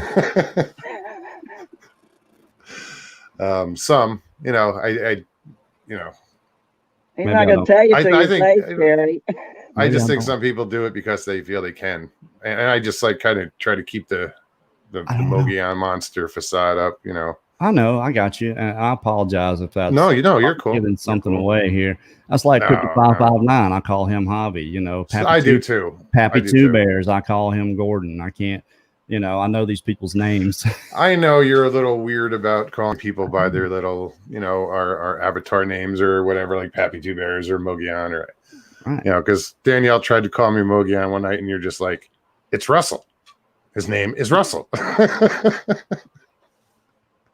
Sorry. No, man, it's funny. Everybody should be like Mike Kirkpatrick. Just put your name out there. I know mine says Bigfoot Odyssey and The Shutter, but those are the name of the channel. So. I don't have a Kerry Arnold channel. But you know what it was is when I first went on, I didn't want to put my name out there. When I first got on like Paranormal Portal, and I was like, oh yeah, you got to create a page. Oh, okay. Well, it was Figured. serendipitous because now your channel is Mogollon Monster. You didn't have to come up with one. You had it. Yeah. And no one else has that. So Mitch Waite used to own, or I think he still owns. I mean, he passed away, but I believe he owns the MogollonMonster.com domain. I'd love to get that. Brad said, "Back up and read his question." Yeah, I was looking. This thing only goes back so far because it'll cut them off. Yeah. So, Yes, Brad, I'll it says, hold on. Let's go with this question he posted. I know you gave up hunting for a while, but Yes. Yeah, I didn't go in any woods for 10 years. And the first time I went back was in South Florida with Crypto Reality. Well, I was actually a part of Crypto Reality for a while when Linda said I needed to do something. Go do research. And so I tried to research, and I just couldn't do it. I didn't want to be around them. I didn't want to look for them. I didn't need to prove anything to myself. I knew they existed already. I didn't feel like I needed to prove anything to anybody else as far as trying to get good pictures or images or whatever. I already had my own odyssey, if you will, to tell. So she came up with another one. And it was, well, let's do interviews. Let's, find people that have had them. I was like, well, Sasquatch Chronicles does that. And I was like, okay, Yeah. if we're going to do that, we'll travel to these people's places, but we're not just going to tell the what happened to them. We're going to hear the whole thing. They're going to have, an Odyssey. Homer's Odyssey is a journey. Long story. A journey dotted with notable experiences. Okay. And that's pretty much why we called it Bigfoot Odyssey. You're telling your journey through Bigfoot, and ended up being, a long enough story to tell that it was worth traveling to do. Sure. So that's kind of, so I didn't have a choice. If I was going to film these people in the places they had their experiences, I was going to have to go into the woods. But as long as I had a focus, everything was good. Linda, gone. She was, scared me to death the first time she did it. I was like, because I knew, there's these things out here, and she's totally, completely oblivious. They'll just grab her by the head, and it's going to be, that's it. I'm calling the police and everybody to come find my wife. And then the second episode we did in Bienville when MK Davis came down and interviewed with us. We did that one in there, and that I had a lot of stomach issues in that one. I just didn't want to be out there, but eventually got to where, you know, I could step into the woods and be okay. But it wasn't that I was afraid that anything was going to get me. It was kind of weird. It's just I have this. My body reacts like nervous reaction, like it's happening right now, and I can't convince my body for some reason that it's not happening. So I just have stayed away. Do you still have nightmares? Not anymore. Not like I used to. I used to have them, you know, quite often. Recurring. So what changed though? I mean, that all of a sudden you decided you're going to go and do this expedition. You know, that thanks to COVID didn't happen. Because somebody had to do it this way. No one was doing it because I had thought for years, this is how this needs to be done. If someone's going to catch good, because people don't go looking for Bigfoot. People go looking for evidence of Bigfoot for the most part. You know, even if they know where they are, they're not going in there after them to get any good images, you know. So I thought about this. I knew the perfect place to go was South Florida because we know they're right there. They'll get right up close to you. And if you get enough people together doing it and just go in there after them, you know, make them either come to you or run off and try to catch it on film. And no one was doing it. So I said, you know what? I called DDoS. I said, I didn't even ask him. I said, this is what we're doing. And he was like, okay, let's do it. So we put it all together, and I still have all the equipment here. The plan, you can see one of my cameras back there. That's the original Canon XA20. And I had to do it a certain way. I had to do it in a way that I couldn't back myself out of it. And I always prided myself in doing what I said I was going to do. You know, so I have to do this. I don't have a choice. I'm going to go down there if it's just me and one other person, or if I got to go by myself. I'm going down there and I'm going to try to catch good evidence of these creatures. But not only that, tell the story of it. Because to me, that's half of your credibility right there, is letting people know who you are, putting everything out there for whoever to see. Don't hide anything. Show them what you went through, exactly what it took to get this type of evidence. Because if you get something good and you did a specific thing to do it, you want people to know what that is so they can go do it too and start getting better evidence, you know. And I just felt like we could get, because of what Zasky was getting down there, what I had already caught on camera down there. I've got pictures that I'll email to anybody that will freak you out because they're perfectly clear. You have my email. Just saying. Yeah, I'll send them to you. And they're all stuff that I took, stuff that while I was there with Zasky, some stuff I took while I was there with Richard Borchardt, and they're right there 20 feet away and you can't see them. They're there and you can't see them. Now, this camera back here removes shadows. So it looks different when you're looking at it on the screen here. And I'm pointing the camera, I look with my eyes or you know, in real time, I look down at the screen, it looks different. I'm like, is that the right spot? Yeah, there's that tree. Okay. Because it takes all the shadows out. And that's where they like to hide. Sure. And down there anyway, one of the clearest ones I got, a little guy, 4-footer. We're walking down this levee and this thick palmettos beside us. And there's this canal on the other side. And we're walking down, going in, and I'm filming everybody in front of me, you know, for crypto reality. And I hear it. I hear something. Just sounds like the grass. And I would just whip around and I stabilize and hold my camera. And he's in the corner of the frame. Looks like a little gorilla, but he's got his eyes closed. You can see everything clearly, his nose, mouth, but he's laying down that bank. I think he laid out there to watch us walk by.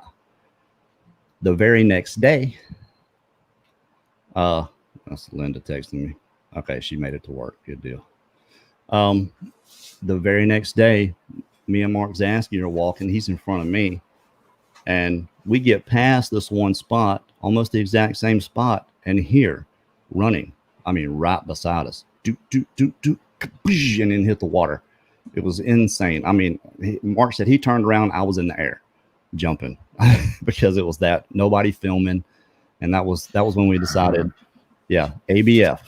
always be filming from that point on. So when I did the thing, I spent $2,500 just on SD cards for the expedition. Sure. And I spent $700 just on batteries for that camera and the other camera. And that's not to mention everything else we bought. We spent $27,000. That's crazy. For that expedition. Yeah, that was the 10 that everybody put in for, and then 16 of my own money, 16 plus of my own money that completely and totally destroyed us. Yeah. Well, I was gonna make a film and get some of it back, and what I did was now you're still planning. You're still planning to go back down there. Yes. You were hoping October? As soon as COVID's over, Right on. I was talking to Clay Campbell. We're probably looking at spring again, doing it this spring. That way we can get the same guys to go. -1. Oh, never mind. Yeah, there's going to be some that don't go. Sure. That don't go back because we're just not going to need them. We're gonna have our medic come back. Obviously, going to need him. I think. How many researchers are you looking to have? I wanted a lot of regular guys. Mm-hmm. That I was looking for a certain type of person to do this, and I vetted 44 people in the first 5 days. Really? Yeah, and most of them backed out. Because what we're doing, your name is going to be out there, your face is going to be out there for a lot of people to see. That turned a lot of people off right there. But what we were asking people to do, it's a hell of a sacrifice that you're making here. You're putting yourself. I mean, I had a release for people to sign just so their family didn't sue me if they got killed. This kind of expedition. That when you're out there at 1 o'clock in the morning and you're on the edge of this canopy and it's completely pitch black and you're hearing things, and I'm asking you to go in there after it. This kind of guy. That's who we looked for. And I didn't want a bunch of young guys to go. I didn't want a bunch of experts to go. I found the right people, I believe, to go. Mark Newbill, Larry Porch, great guys. Mark Kinchell, Clay Roy Campbell. Miller. Roy had gone, right? Roy Miller. Yep, Roy came along. I don't think Roy's going to be coming on that. Jeff Townsend, perfect. Jeff Townsend will step in front of a bullet for you. Doesn't matter who it is. He is that kind of guy. Well, when you get to when it comes time for your expedition, if you need somebody else, let me know. Yeah, you want to go? I'd go in a heartbeat. I'd film the whole thing. Saddle up. Brad Hatcher's going to go, my co-host for the Late Show. He's going to go. See, my problem. Go ahead, Chris. Go ahead. Chris was going to go, but her back wasn't. Well, I'll tell you, I'll sit in the camp with Linda. Linda's not going. I'll sit in the fake camp because I love the camp. My problem has been logistics because I don't drive. Well, for the past almost 21 years, I haven't had a license. We'll make it to Missouri. I'll take you down there. No, it all changes tomorrow at 12:30. 12:30 tomorrow. I go to the motor vehicle and I take my driver's test. I just noticed that. That was Linda. Will you fix something for dinner? Sure. Oh, you burnt yourself? I didn't open the oven. I burned the heck out of myself. I just saw that when I put my arm up there. Yeah, right on the. Yeah. I didn't know it was that bad. I do that all the time. Oven door. Didn't open it enough. Reaching in. Stupid. But yeah, it's still going to happen. It's going to be a 7-part docu-series. Each day is going to be a part. Each part's going to be at least 2 hours long. So it's going to be 14 to 18, maybe 20 hours long total. But it's going to tell a story of the guys that are going in there. I'm not going to look for Bigfoot. The guys that are going are. I'm filming these guys doing this. They're under my direction. We have a plan of what we're going to do here. But I'm not going to be the one going in there. These guys are going in there with their cameras, and I'm going to film them going in there. Not that I wouldn't, because I would. I told myself I would. And I'm going to do it. So it's hard. It's hard to ask of somebody to do something that you wouldn't do. That's right. So that was a sacrifice I was willing to make to go in there and try to get something better than what we have already. These, Marie, God love her. It's the No, same. I like the idea. It's the same whole pictures. concept. Those pictures that Marie put up today, it's the same pictures we've been looking at for the last 20 years. There's the zoomed in pictures that the person that took it knows what's there. Sure. And we're not going to prove anything to anybody. You just can't do it. Even if you got one in full 4K walking right in front of you, it's not proof. But what it is convincing enough to let other people say, okay, these things are out there. That's what we want to do. Because we got to get more people behind the subject, or it's never going anywhere. Sure. And you got to get the right people behind the subject. Yeah. Well, the more the merrier. And, Absolutely. For a long time, I was opposed to the paranormal stuff because I was like, that's not bringing anybody in. Anybody that's looking into this subject for the first time, they see this paranormal stuff and they're like, yep, I'm changing the channel. Yeah. But you can't turn away from it because it's a part of the subject. Exactly. But it explains a lot and it makes sense. The cloaking thing or however they do it, it would explain why no one sees them, like as often, So it does, but it is a weird subject in itself to comprehend. Forget putting it in and apply it to Sasquatch. You got two different things that you're trying to meld, and it's the problem, and we talk about. Thank you, Miss Martha Turner. I don't know what you're saluting me for, but I appreciate that. This I say this all the time. The problem with the Bigfoot subject all comes down to personal incredulity. I don't understand it. Therefore, I don't believe it. How is it possible? You have all the questions, the how, the why, the where. How can this thing exist and us not ever run into it? There are answers to these questions. They're out there. And if you set aside the fact that they don't exist, take that out of your mind, you can actually start to understand and realize how it's possible that this creature, this living creature, is out there. This obviously sentient being, because I think most people look at it like, well, if Bigfoot's real, we should be able to see it walking up through the woods, but that's just not how they behave. And that's what it all comes down to is Bigfoot behavior. They're predisposed to hiding. Obviously, this is what they do. They hide. Even in the dark, they're hiding, not just from us, from everything. These things are hiding. And why haven't we run into a body? Well, why would a sentient creature predisposed to hiding, not wanting to be discovered, leave one of their dead around for us to find? They're going to do something with it. Sure. But people aren't thinking that this creature has this kind of intelligence. And I think that's the things that we have to get out there to people, is that there is this creature there, whatever they're doing, whether they're magical or mystical or whatever is to be determined. Just that they should be enough. That should be enough for people to start looking and decide for themselves what else is going on. None of this other stuff matters. None of it matters. That they is the only thing that should matter to anyone. Sure. Sorry. No, dude, it's true. I mean, passionate about that. People need to know that they're out there. They should know that they're out there, and I deal with people every day, tourists. And, I said the other day, I feel people out, when they come in at the end of the day and they're just finished their 4-hour, off-road adventure. And at the end of the ride, I get to deal with them and I feel them out. I kind of, see what they're about real quick. And then I'll start asking, you spend a lot of time outdoors. Did you ever see anything weird? Because you don't know what you're going to get. And it, like I said the other day, is I'll never see them again. So I have nothing to lose by asking them. Yeah, like a man on the street. A question. Like a man exactly. On the street type of thing. Exactly. And I thought about doing that too. That's an awesome idea, man. That's a beauty. I would watch that every second of it. I guarantee it. And that's what I tell anybody that's making a YouTube channel.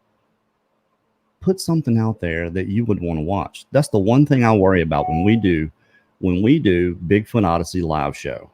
Is this worth someone's time? Am I going to get a message that says there's an hour I'll never get back?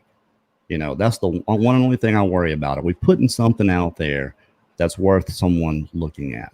If you do that, you'll get people to come and watch you. Sure. And I had Hilton Whittlewood on tonight, the other Love night. that guy. Yeah, nice, great guy.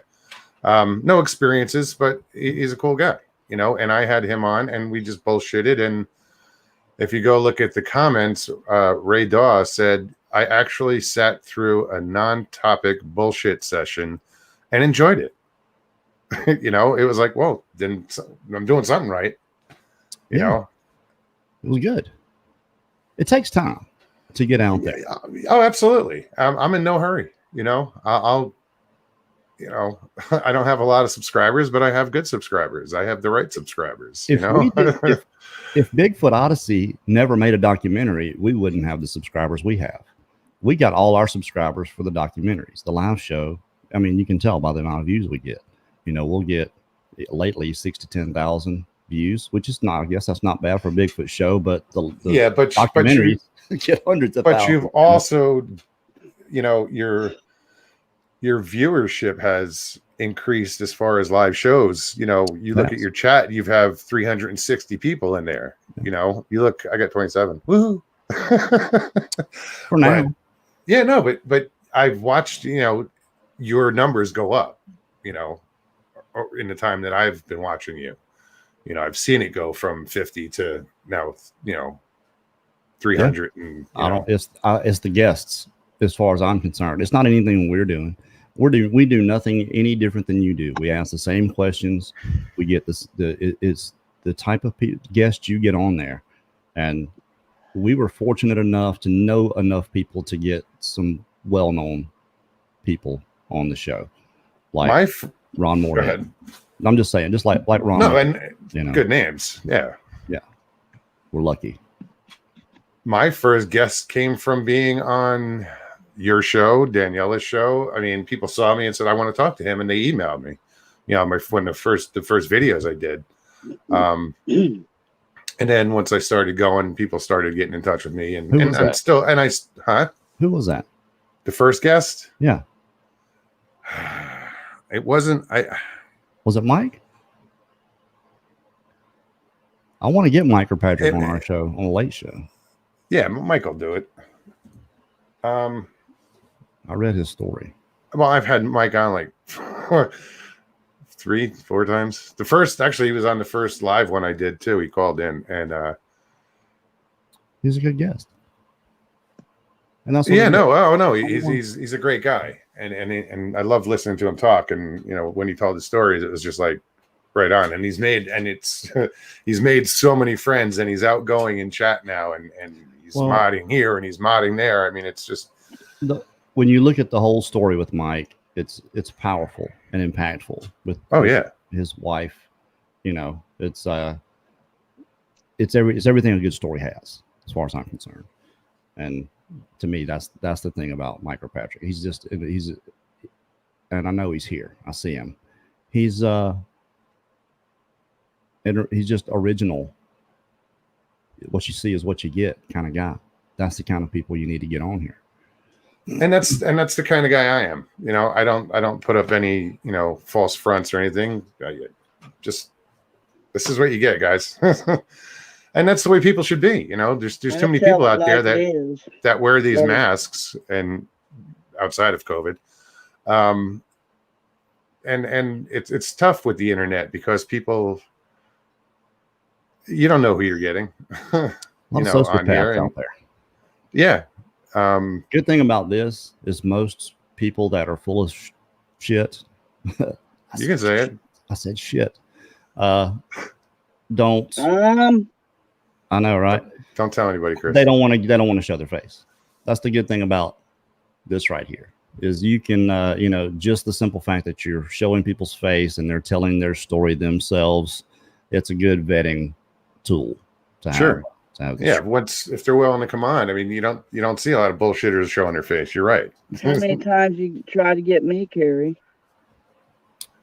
Chris, I didn't know that you even wanted to come on the show. No, you know, when I talked to you, you kept saying when you first started and I called you. Oh, yeah. You've been with me since day one. Yeah. You sure have. Tell it. I've told it, twice now. Scott Owens was the first one. But I had more happen to me since his show, and I told him on Mog's channel. Y'all have to understand the way things are right now. I'm being inundated with stuff. I'll show you how many emails I've got right now that I haven't even looked at. Yeah, but aren't you getting some weird shit? 78. That's just since the show ended, because I went through them. 78 emails, and that's how many of them are Bigfoot hunters. I just figured, if you wanted to 72 of them are for Bigfoot eyes. let them. So what you were just saying, and we were talking about, not bullshitters not showing their face, but here's Bomber, Kerry. Some of us need to protect our identity, and I do understand. I'm disagreeing with that. That is a part of it for sure, but you can always tell. And look, I have a tendency to believe everybody anyway. It's just this thing I have to a fault. I think when someone tells me they've seen it, I believe them because I've seen it. I can't tell you didn't see it, and no matter how far out it is. There's one person that, and I talk about this guy all the time. It's the way he behaved. I had a problem believing him. I don't think it didn't happen. I think it just didn't happen that way. He's leaving something out, or something else happened there, and it just, you can kind of get a feel for someone's. Everybody's got their own BS meter. I've had so many people tell me that I was so full of it that their BS meter went off with me. So it's just, sometimes, I don't know, it's hard to tell. You can't vet people by who shows their face and who doesn't. Yeah, I mean, it's a tool. Technically, you can't, not just that. Yeah, that would be foolish. No, it's not just that, but it is a helpful tool.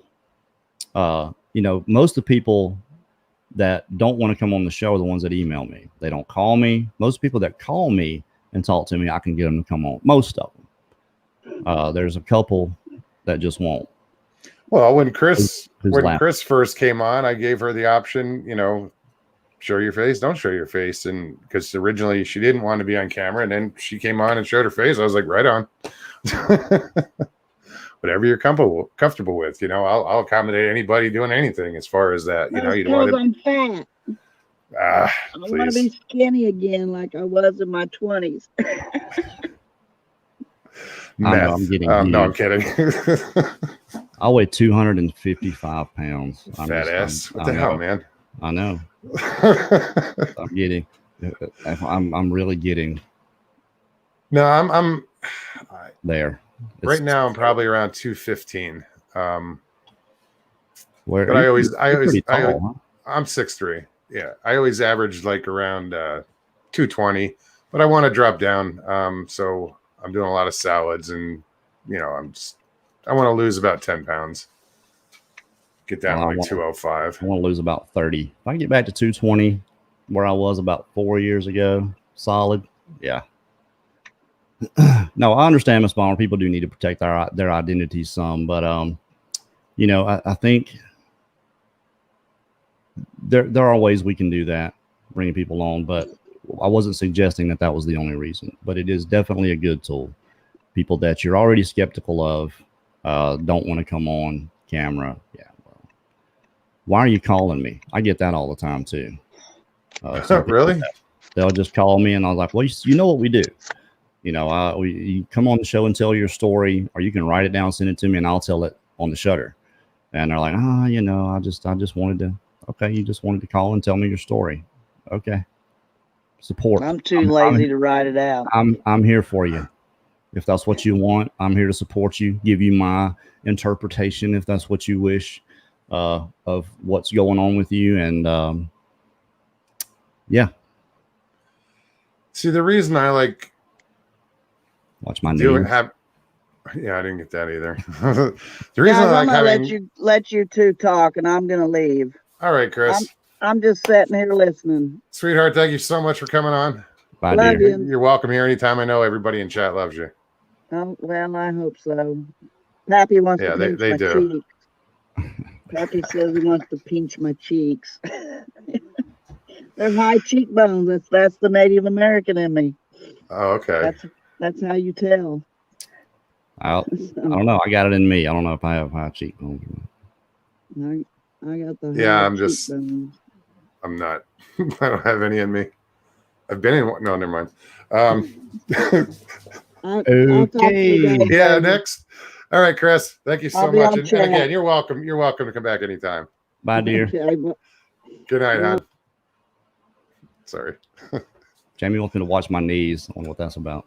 Yeah, I don't get that. Oh. What else?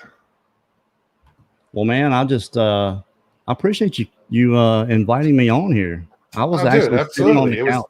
It was inevitable. I was sitting on the couch watching you guys, and it was like, well, this is my night right here because I'm going to be up for a while. Linda was doing the half of a late shift at work, and she left at midnight, and yeah, I think she left at midnight. I was like, well, what am I going to do? And you invited me on. I was like, let's do it. Just Yeah, did you an don't hour. have to. I don't have to ask you, dude. Just say, dude, I want to come on. Oh no, I'm not doing that. Well, right now it's Tuesdays. I'm trying to get I'll line up a guest, and then Thursdays, if I don't have a guest, it's just this. Anybody wants to come on, anybody can come on, and we just bullshit. And Well, it's working. This is what I'm thinking about doing for Bigfoot Odyssey for one night a week is having a sit-in, kind of like a call-in show, except you're not calling in. We post the link in the chats. When someone comes on, they come on backstage, right? Sure. So just have anybody that wants to come on, just like they're calling in, except they're sitting in, telling whatever they want to tell, their experience, ask whatever question they want, with 5 minutes, whatever, have them out, bring the next one in, just like that.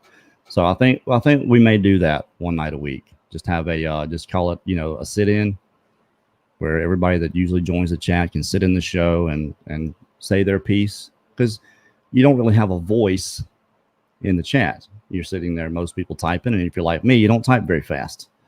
So I can talk a lot. No, and that's basically what my Thursday nights are. Like the other night I had Andrew and then Andrew Bronson, I think it's Bronson, and Jake from BLB came on, and Jake put his hair in front of his face because they don't do shows without each other, so it was like it was funny.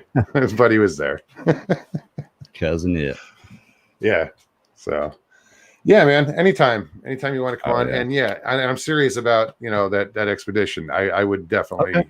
I'm not can't handle a gun.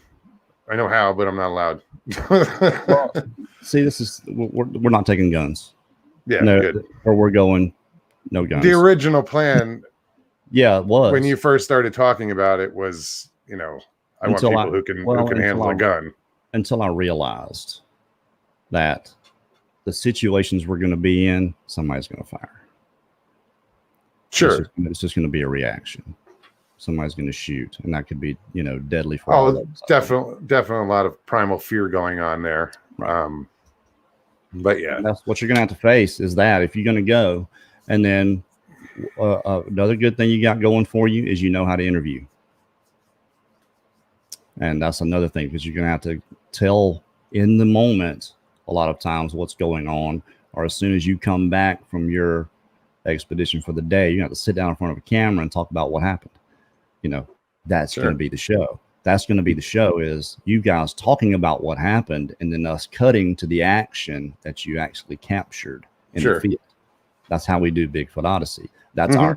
our niche, and I where I got that from, I actually robbed that from, I say robbed it. I got the idea from when we were trying to figure out what we were going to do with the show and making the documentaries, was watching Highlander, the original Highlander movie, Christopher Lambert. there can only be one, or there Clancy. could be only one. There can be only one. Clancy Brown, those guys. And him like sitting on the couch and then thinking back to 15, 14, 1783, and then back and forth right Sure. there is what gave me the idea to do the interview, sitting down, the whole thing, then go to the places that they talked about these things. And then once you're doing the interview and then they get to that part, cut to the field. Yeah, and the interview will be more of like a narration. Right. And back. And what I think that's done is it holds people's attention a little bit more when you do that. Instead of just On a side note, in that movie, you know the big fight scene on top of the roof with it says Silver Cup. Yep. I used to drive by that every day. Really? That studio. It's that sign is still there and everything. It's in that in in New New York. Yeah. It's on your way just before you get on one of the bridges, like you're going to go to Queens, but it's in Manhattan. Yeah, it's pretty cool. Speaking of Queen, they did the soundtrack for that movie, and that's some of the best. That's funny. Yeah, some of the best songs that they did was that "Who Wants to Live Forever." What a great song, man! I mean, it's kind well, of that's a great movie. I've seen that movie like a shit ton of times. It's on Netflix right now. We watched it the other day. Yeah, I'll have to check it out. It's a good movie. Kind of cheesy now that you look. You know, we've got so much CGI and effects. You know, brought into the movies now. It wasn't cheesy then, so no, you know. But I mean, the ghosts. You know, you could tell it was like stop motion drawing. All the spirits flying around. Yeah. That's the part I'm talking about. But yeah, it's a great movie, great concept. Prairie Fire. Sorry, I am from New Jersey, by the way. Prairie Fire. Sorry. Part 2 was a total disaster. Oh yeah, the second one. No. Total disaster. Then they the first one was great. Yes, you know, I'm trying to remember that actor's name that played Sean Connery. No, the bad guy. You know, when he walks into church, he's like, "Hello, ladies." You know, Clancy Brown. Is that who that is? Clancy Brown. Okay. Yeah, that's actually Mr. Krabs on SpongeBob. Really? Yep, he does that. Oh no shit. Yep, that is him. Clancy Brown. He was in Bad Boys, the original Bad Boys with Sean Penn, you know, back in the day, 82, I think. He's a big old dude. He's like 6'6", 280. He's a big hoss. Wow. Yeah. And they put them lifts on them shoes. Highlander, Miss Chris, the original Highlander. There can be only one. That one. Yeah, that was a good movie. It was. I don't see any more questions. No. Me neither. I get tired of talking about Bigfoot sometimes, man. You know, I'm gonna tell you, and that's why I kind of like anything. You know, I'll talk about anything. You know, movies doesn't matter. I was this close to shutting the whole thing down about 2 months ago. Why? Different reasons. Just it's a long story, but we've been through quite a bit here. It's almost cartoonish, the amount of shit that we've dealt with here lately. Just one thing after another after it started. I'll tell you what, it started with Linda's sister dying. When that was the last day that I worked. She called me at 4:30 in the morning. I was getting up, getting ready to go out, and bawling. Her sister passed away. And nobody else had any money. So who do you think took care of that? So I'm home 2 weeks. While I'm home, the sheetrock over the fireplace, the roof falls in. Oh, while I'm home. Yeah. Leak around the fireplace. The flashing, yeah. Needed a whole new roof. So that was whole new roof came. Our air conditioner just went out not too long ago recently. The stuff with the dog was a lot of stuff happened. Just when it rains, it pours. Bang. It just kept coming. And this before this last stuff happened, I was so tired from everything that was going on, COVID, not working, stressed out. I was just going to swap over and just do the shutter and say Bigfoot Odyssey. It'll just sit. I'm not doing anything with it. And I was talking to Daniela one day, and she had gotten Justin Chernopesky, Mountain Beast Mysteries, to come on, and he was pushing his expedition, and we already pushed ours, you know. So I was like, yeah, you know, we'll promote his expedition, and just listening to him talk, and it just kind of was like, you know, I can't do this. I can't. This guy's doing it by himself. I can't. A lot of people showed up for that one because it was him. Sure. And, you know, obviously, I was like, and I got to thinking, you know, a lot of people have gotten so used to doing the Bigfoot Odyssey thing on Wednesdays we can't just quit. Well, dude, you're. I mean, as far as the Bigfoot field, there's I not to in my opinion, there's like Wes as far as shows goes, and then there's you in that Really? order. I think Really? so. Yeah, I think so. Well, I appreciate that. And I'll it's my definitely take that as a You know, compliment. as far as a Sasquatch show goes, absolutely. You know, you are up there, dude. And I think a lot of people, I don't want to say rely on you, but you know, We you felt give that way. I you do. give them that place to turn. You know, I just I'd stopped getting a lot of the messages that I were getting, a lot of the emails. Nobody was calling, and I was like, you know, and then all of a sudden, it just boom sparked right back up again. Here we are getting internet since we opened up and started showing the paranormal side. Yeah, I don't want to call it paranormal woo side, whatever you want to call it, of Bigfoot. The stuff is going on. That's a curse word. You know, is it not? You know why they call it that? No. Because of UFOs. Woo woo woo woo woo woo. Ah. Yeah. Okay. Brad, I guess his name is Forsey. Brad Forsey. Famous? Am I? Infamous. I would say I was probably infamous. I think I'm just well known in the Bigfoot world. Well, yeah, you put yourself out there, and but you're doing a good thing.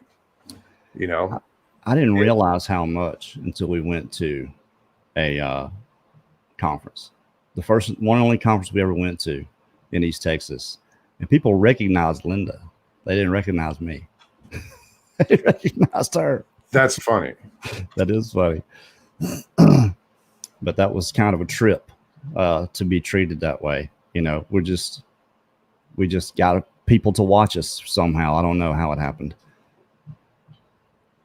No, Yeah. and like I said, your viewership is going up. I mean, It is a lot, and that's great. For considering what we're into, dude. I mean, you know, I never had the whole fringe thing, man. You're going from Bigfoot to, you know, ghosts and UFOs, and you know, it's all except for the ghost, but it's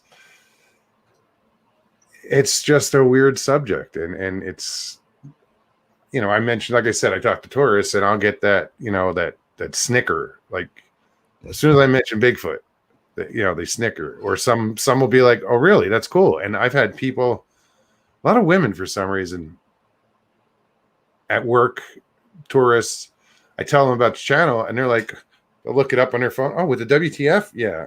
Yeah, it means why the fascination, not the other. And she goes, oh, I still thought that was a great idea. Isn't it? But they subscribe right on the spot in the parking lot. They're like, oh, that's okay. Yeah, subscribe. I'll listen. Boom. Yeah. You just have to put yourself out there and get out there. And that's what we did. When we did our first documentary, I went to 40 Bigfoot groups on Facebook and posted it. And it just went from there. No, that's great. I didn't do that with anything else, but I wanted to get it out there and get it out there quick. And it started getting, like, first week, the first one we did, the only video we had like 20,000 views in the first week. I was like, wow, this is YouTube. It's like this. And everybody's like, no, this is not normal. But no, I don't even think all my videos haven't hit like total of 5,000 views, you know. But like I said, you have to get out there, and you have to do titling, and tagging has a lot to do with it. And when you're making a film, you can tag your metadata, which is like, if I put something on the timeline, I can name it Bigfoot, Sasquatch, whatever, because when you tag, that's what the algorithm is going to, you have to put, your title has got to match what your tags are, and your tags need to match what your metadata is. And those things really help as far as putting it out into other people's feeds. The amount of likes and views you get in a certain time frame is what the algorithm decides to put into other people's feeds as a suggested video. Mm-hmm. And we just happened to hit that stride with the first video. The second video wasn't quite as good. The the 5th video we did was my story. That one is where we really took off as far Well, as but with your subscribers. first one, you made a great impression. So that was the apparently important so. thing. Apparently so. It was it worked somehow. It was different. We had to be different. And that's what Linda told me that. She said, you got to look. And so I'm thinking, how are we going to do this? We're just going to do an interview and then just put their stuff out there. She said, you got to put something out there that you would want to watch. And I quote her on that all the time. Put something out there you're going to want to watch, Kerry. Okay. But she's right. Yeah. And hey, Brent, good to see you in chat, buddy. I think we got very lucky. Thanks for showing up. Yeah, man, you did. But the way you did it, that worked out. That's awesome. Yeah, we didn't get our subscribers from the live show. Hilton, you just showed up. Jesus, dude, what the fuck? You let them on the show, and then we were talking bad. We were really talking bad about you. Actually, we're glad you weren't here. No. And I'll tell you, man, the whole stuff, the whole woo side of Bigfoot. Look, it's hard for me to take it seriously on the show sometimes. We had fun tonight with Marie. That was a fun show. She's really high energy, and that was a good time. But you were a little hard on her, dude. Somebody said you were mocking her. You weren't mocking her. No, I wasn't mocking her. I was being honest. You weren't mocking. Yeah, but you were blunt. Yes. This is my honest opinion, and she knew this. I said, this is what I'm going to do. I'm going to tell you exactly what I think, and I already told her what I thought of some of them. I said, but look, context is everything. Doesn't matter what I say on here. I'm going to tell you what, when people look at this is what most people are going to see, because they don't know what to look for. They have no frame of reference for what you're showing here. So you need to give good information. Anything that's that zoomed in and pixelated, and especially that you didn't see in the moment, that you came back and looked at, could be anything. And she agreed. She did. But she's had all these experiences, and she had a really great picture. That first one was awesome, because I could see that perfectly. It was a perfect face right there. One. Yeah, the green one, it was awesome. But she was a good sport about it. And I told her, I said, I'm gonna play devil's advocate on you. I'm gonna tell you honestly exactly what I think here, because we've seen this so many times before. And she understood. She did. She understood that I was giving my honest opinion. I wasn't saying there was no Bigfoot there. Absolutely. But did the people in chat know that beforehand? No, because that's where the reactions came from. Yeah, like, well, I don't care. Even I was like, what the hell, dude? Could be a dick to her. No, I wasn't being that way. Yeah. I was being. But you had, like you said, it was a devil's advocate, and you guys had already agreed to that beforehand. So we didn't know that. So it kind of like your bluntness was like, oh. But she was a great guest, man. She's and her enthusiasm for the subject is awesome, and you need more people like that. I have to keep it real, man. I'm not being fair to everybody if I'm sitting there blowing smoke up somebody's ass. Sure. And I wasn't going to do that with her. She's not going to try to get any better doing it that way. Be honest with them. This is, in my opinion, stabilize that, because I did that and it worked. I've got pictures. I'm gonna send them to you, and your jaw will drop. You can see exactly what's there. I wasn't trying to be mean to her, but it was a great show. She was high energy, and that's the kind of show I wish I could have all the time. But some of these stuff that comes on here, I really, it's hard for me, and I'm just being honest with everybody right now. It's hard for me to take it seriously. It is. But no, you've had some interesting guests on it where you just made you question things. I mean, you're getting people making videos, about our video. In response to it. So, I mean, everybody's got an opinion, You know what they say about opinions and people's backside, right? Yeah. Everybody's got one. And they all stink. So includes mine. I want to say I was mocking her. I don't think I was mocking her at all. But no, you weren't mocking her. I felt I had to do that. I did. I had to be that guy, just because I don't want to blow smoke up her butt and say, oh yeah, that's a great pick. I wanted to be that guy the other day after you had a guest on it. I wanted to talk about it here, and then somebody else came on and it didn't get talked about, and I was just like, okay, see, I don't mind coming on on and talking about other people's shows because everybody from chat just left those shows. So, Right. If it's on a Tuesday night, if I have a guest, fine, I got a guest, and I'm not going to talk about somebody else's show. But if I'm sitting there watching a show and I'm like, oh, if I have a question about it or an opinion, I'll share it here. And if people want to talk about it, they can. I'm not going to bash anybody. But like when I first came on, I was like, I thought you were a little rough on her. I probably was, but it wasn't intentional. But it was actually because you said you told her you were going to do that. You were going to be devil's advocate, and that's the only way to do it. Not rough on her. I don't think I was rough. Well, no, not I was just honest with that. Critical. Look, if you're gonna show pictures like that, you got to bring a little bit more than here's more substance. Yeah, you have to. And it wouldn't matter who it was, her, anybody. I would tell anybody that, because like I said, we have no context for what you're showing us. I've been through this so many times with even pictures that were perfectly clear. I know what's there, and I have to actually point it out. Once you point it out, okay, yeah, okay, oh wow, I see that. Sure. But because there's no frame of reference, and that's what I was trying to get into her is we need some more context here. Tell us what was going on in this, and I don't know. I'm done now. Right on. Yeah, no, we've been on over 2 hours now. That's the longest show so far. Oh my goodness. Yeah. There's Brent. Yeah, no, that's what I said. I just saw him. Yeah, you can find, that's right. If you zoom in that close and it's that pixelated, you can find them all day long. What I looked for was symmetry.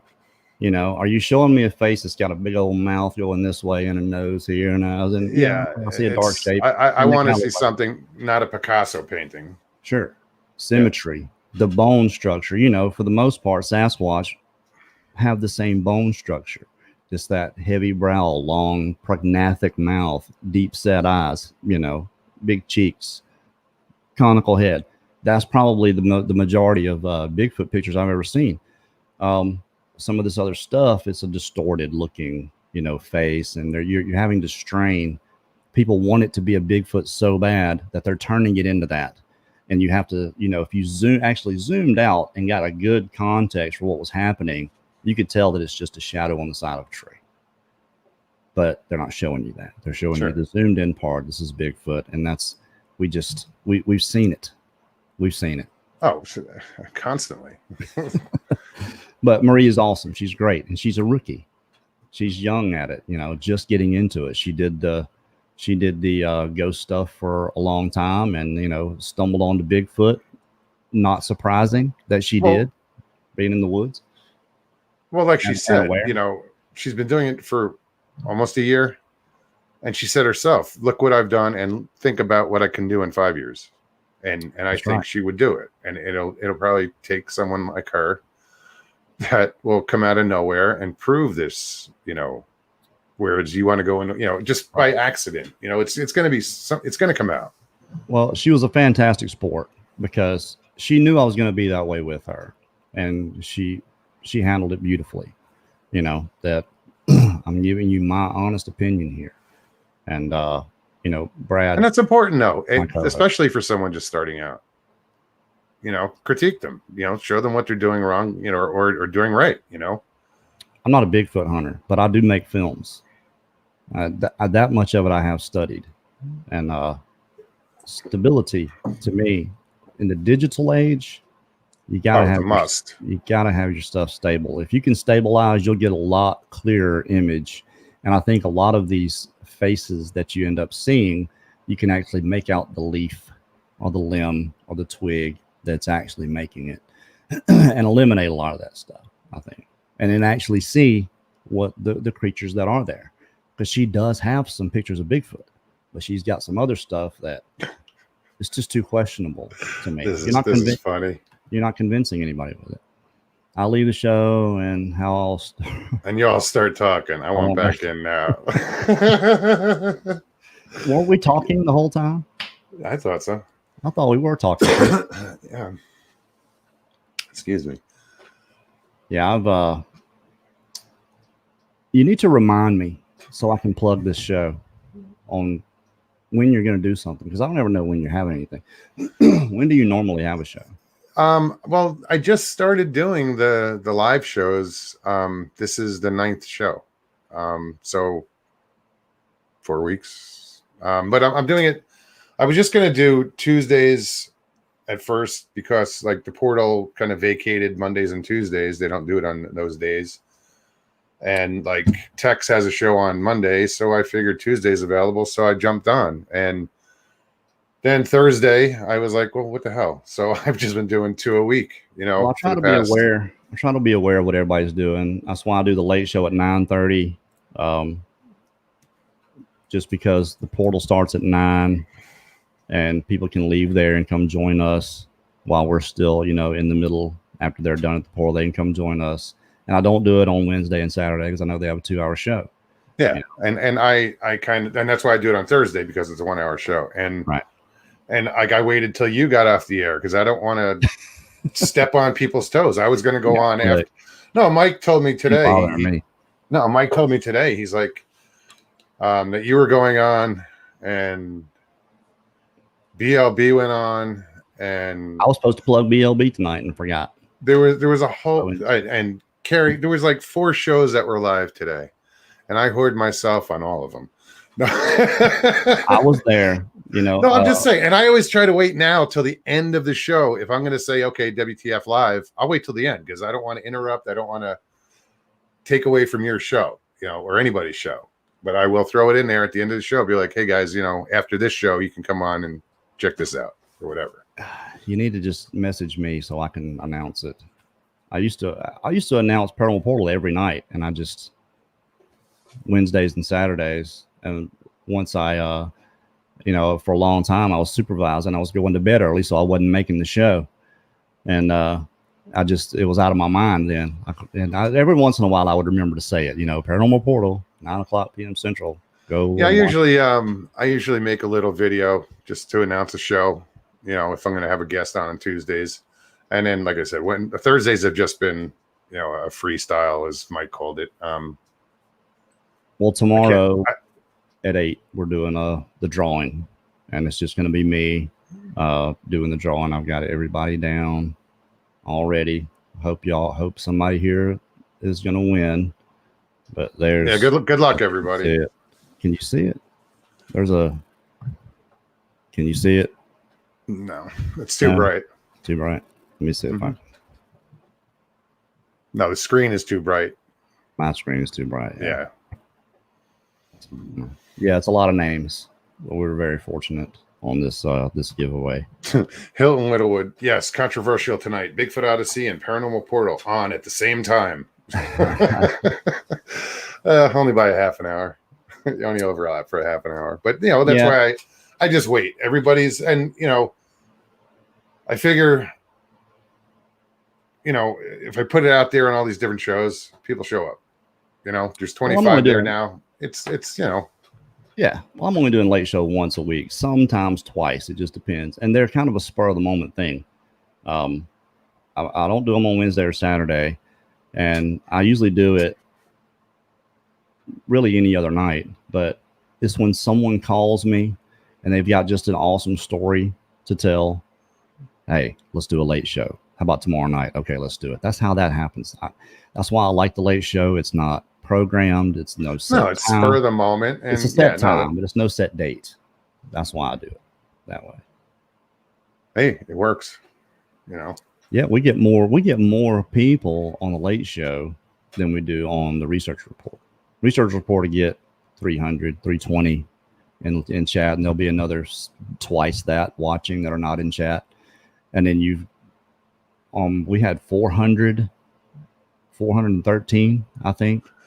How do you know the difference? And this might be a silly question, but how do you know the difference between who's in chat and who's watching? Like, how do you? You can go to your analytics, and it'll tell you, because you can see, it'll show you the total number and just subtract who's live, who's in chat. Yeah, I get that part, but I wasn't sure. Right. I didn't know you could do that. Okay. Yes, sir. Right on.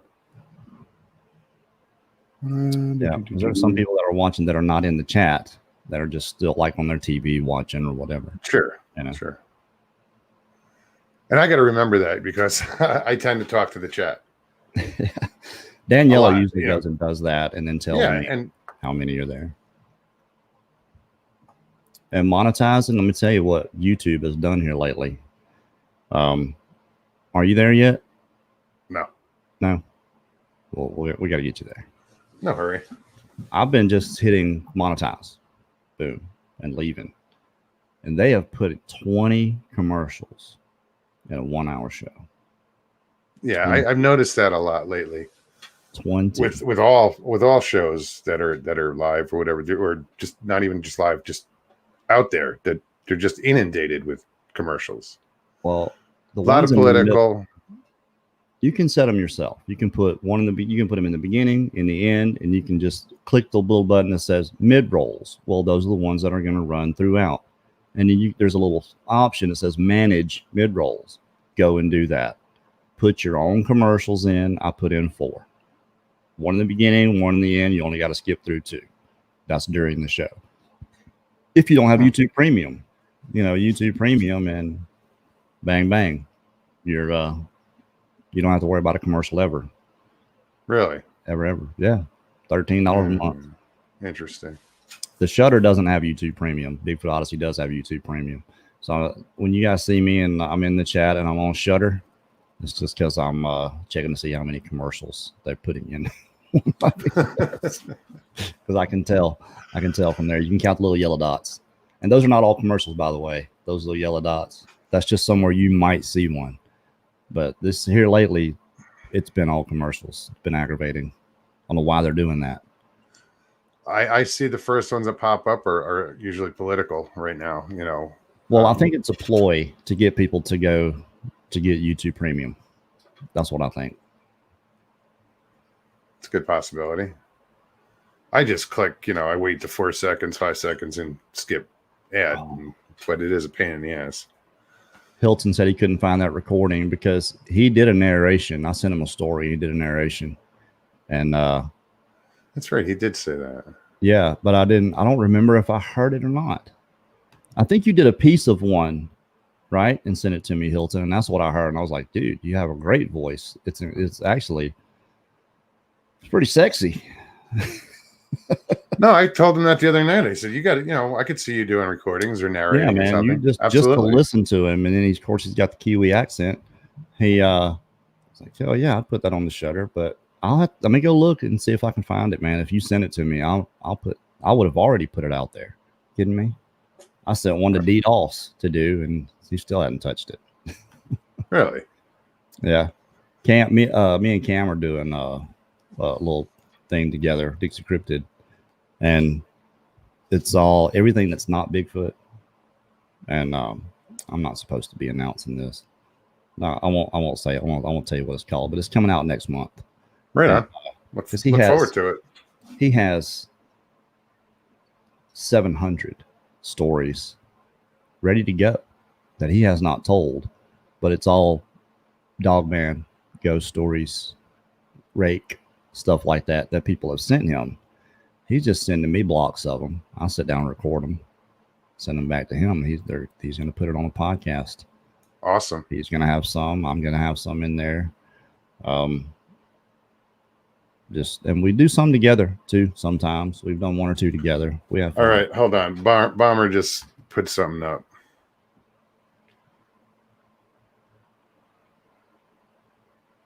Oh, okay. Interesting. Okay. That is interesting. But when you fast forward, it still shows you the commercials. You're just getting them out of the way to begin with. Just go ahead and get them out of the way. And then once you go back and watch it, you're right. If you watch something for the second time, it doesn't show you the commercials again, usually. But if you skip through, like double tap the right side of the screen and go forward 10 or 15 seconds at a time, whatever you got it set for, when you get to a commercial, it'll stop, watch the commercial, or skip through after 5 seconds. Just go do that to the end and then go back. Yeah, that will work. Good idea. There was somebody advertising a freaking ad blocker in my comment section. I'm like, are you kidding me? Blocked you. I have blocked 423 people. And I'm not really trigger happy on the blocking. That's how many assholes I've run into in the last 2.5 years. Oh, I Just can imagine. hateful, mean ass, hateful people that don't have anything better to do than to run down either what you're doing, or usually it's for running down the guest. That's what I'll do it for. I said, you got this to say about this person that you don't know at all. You can't just listen to this experience, take it for what it is, and just shut up. You're gonna say this, yeah, I'll block them. So, and you know, you block somebody, they can still watch, but they can't, but it's they can't comment. When people hide behind their keyboards, I mean, you know, Yeah, that's all you can do is block That's them. why you'll see 3 or 4 thumbs down before the show ever starts. Yeah, that's those people. Well, don't you put one of those up there? Yeah, I used to on Bigfoot Odyssey. I do. Yeah, the Yeah. first one is always me. Yep. Yeah, luckily I haven't had any issues. I don't think. I mean, it's still new, but you know, my mods. I don't think they've timed out anybody because I don't care if people curse. Just don't get carried away and get raunchy and just have respect in the chat. But you know, if you're gonna, we're adults, you know. Well, we keep not- we try to keep Bigfoot Odyssey clean. No, and it should be. That's a great show, you know. Well, just because I know there are kids watching. Yeah, and I don't, but Right. this isn't for kids, you know. But I can't control it, and you know, if the coolest thing ever. You want to hear something so cool? This is the coolest thing that's ever happened to me doing this. A friend that I grew up with, Zach Bennett, his son watched the show, and he didn't know that his dad knew me. He had been watching the show for a year, and he showed his dad one day, and he was like, "That's Kerry. They live right down the road."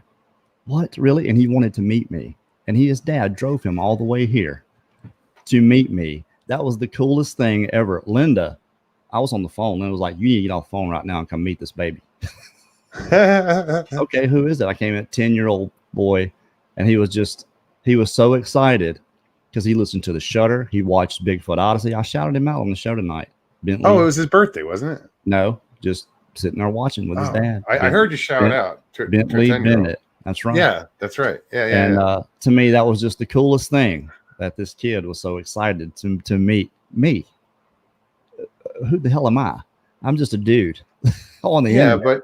but to a 10-year-old, yeah, you know, you're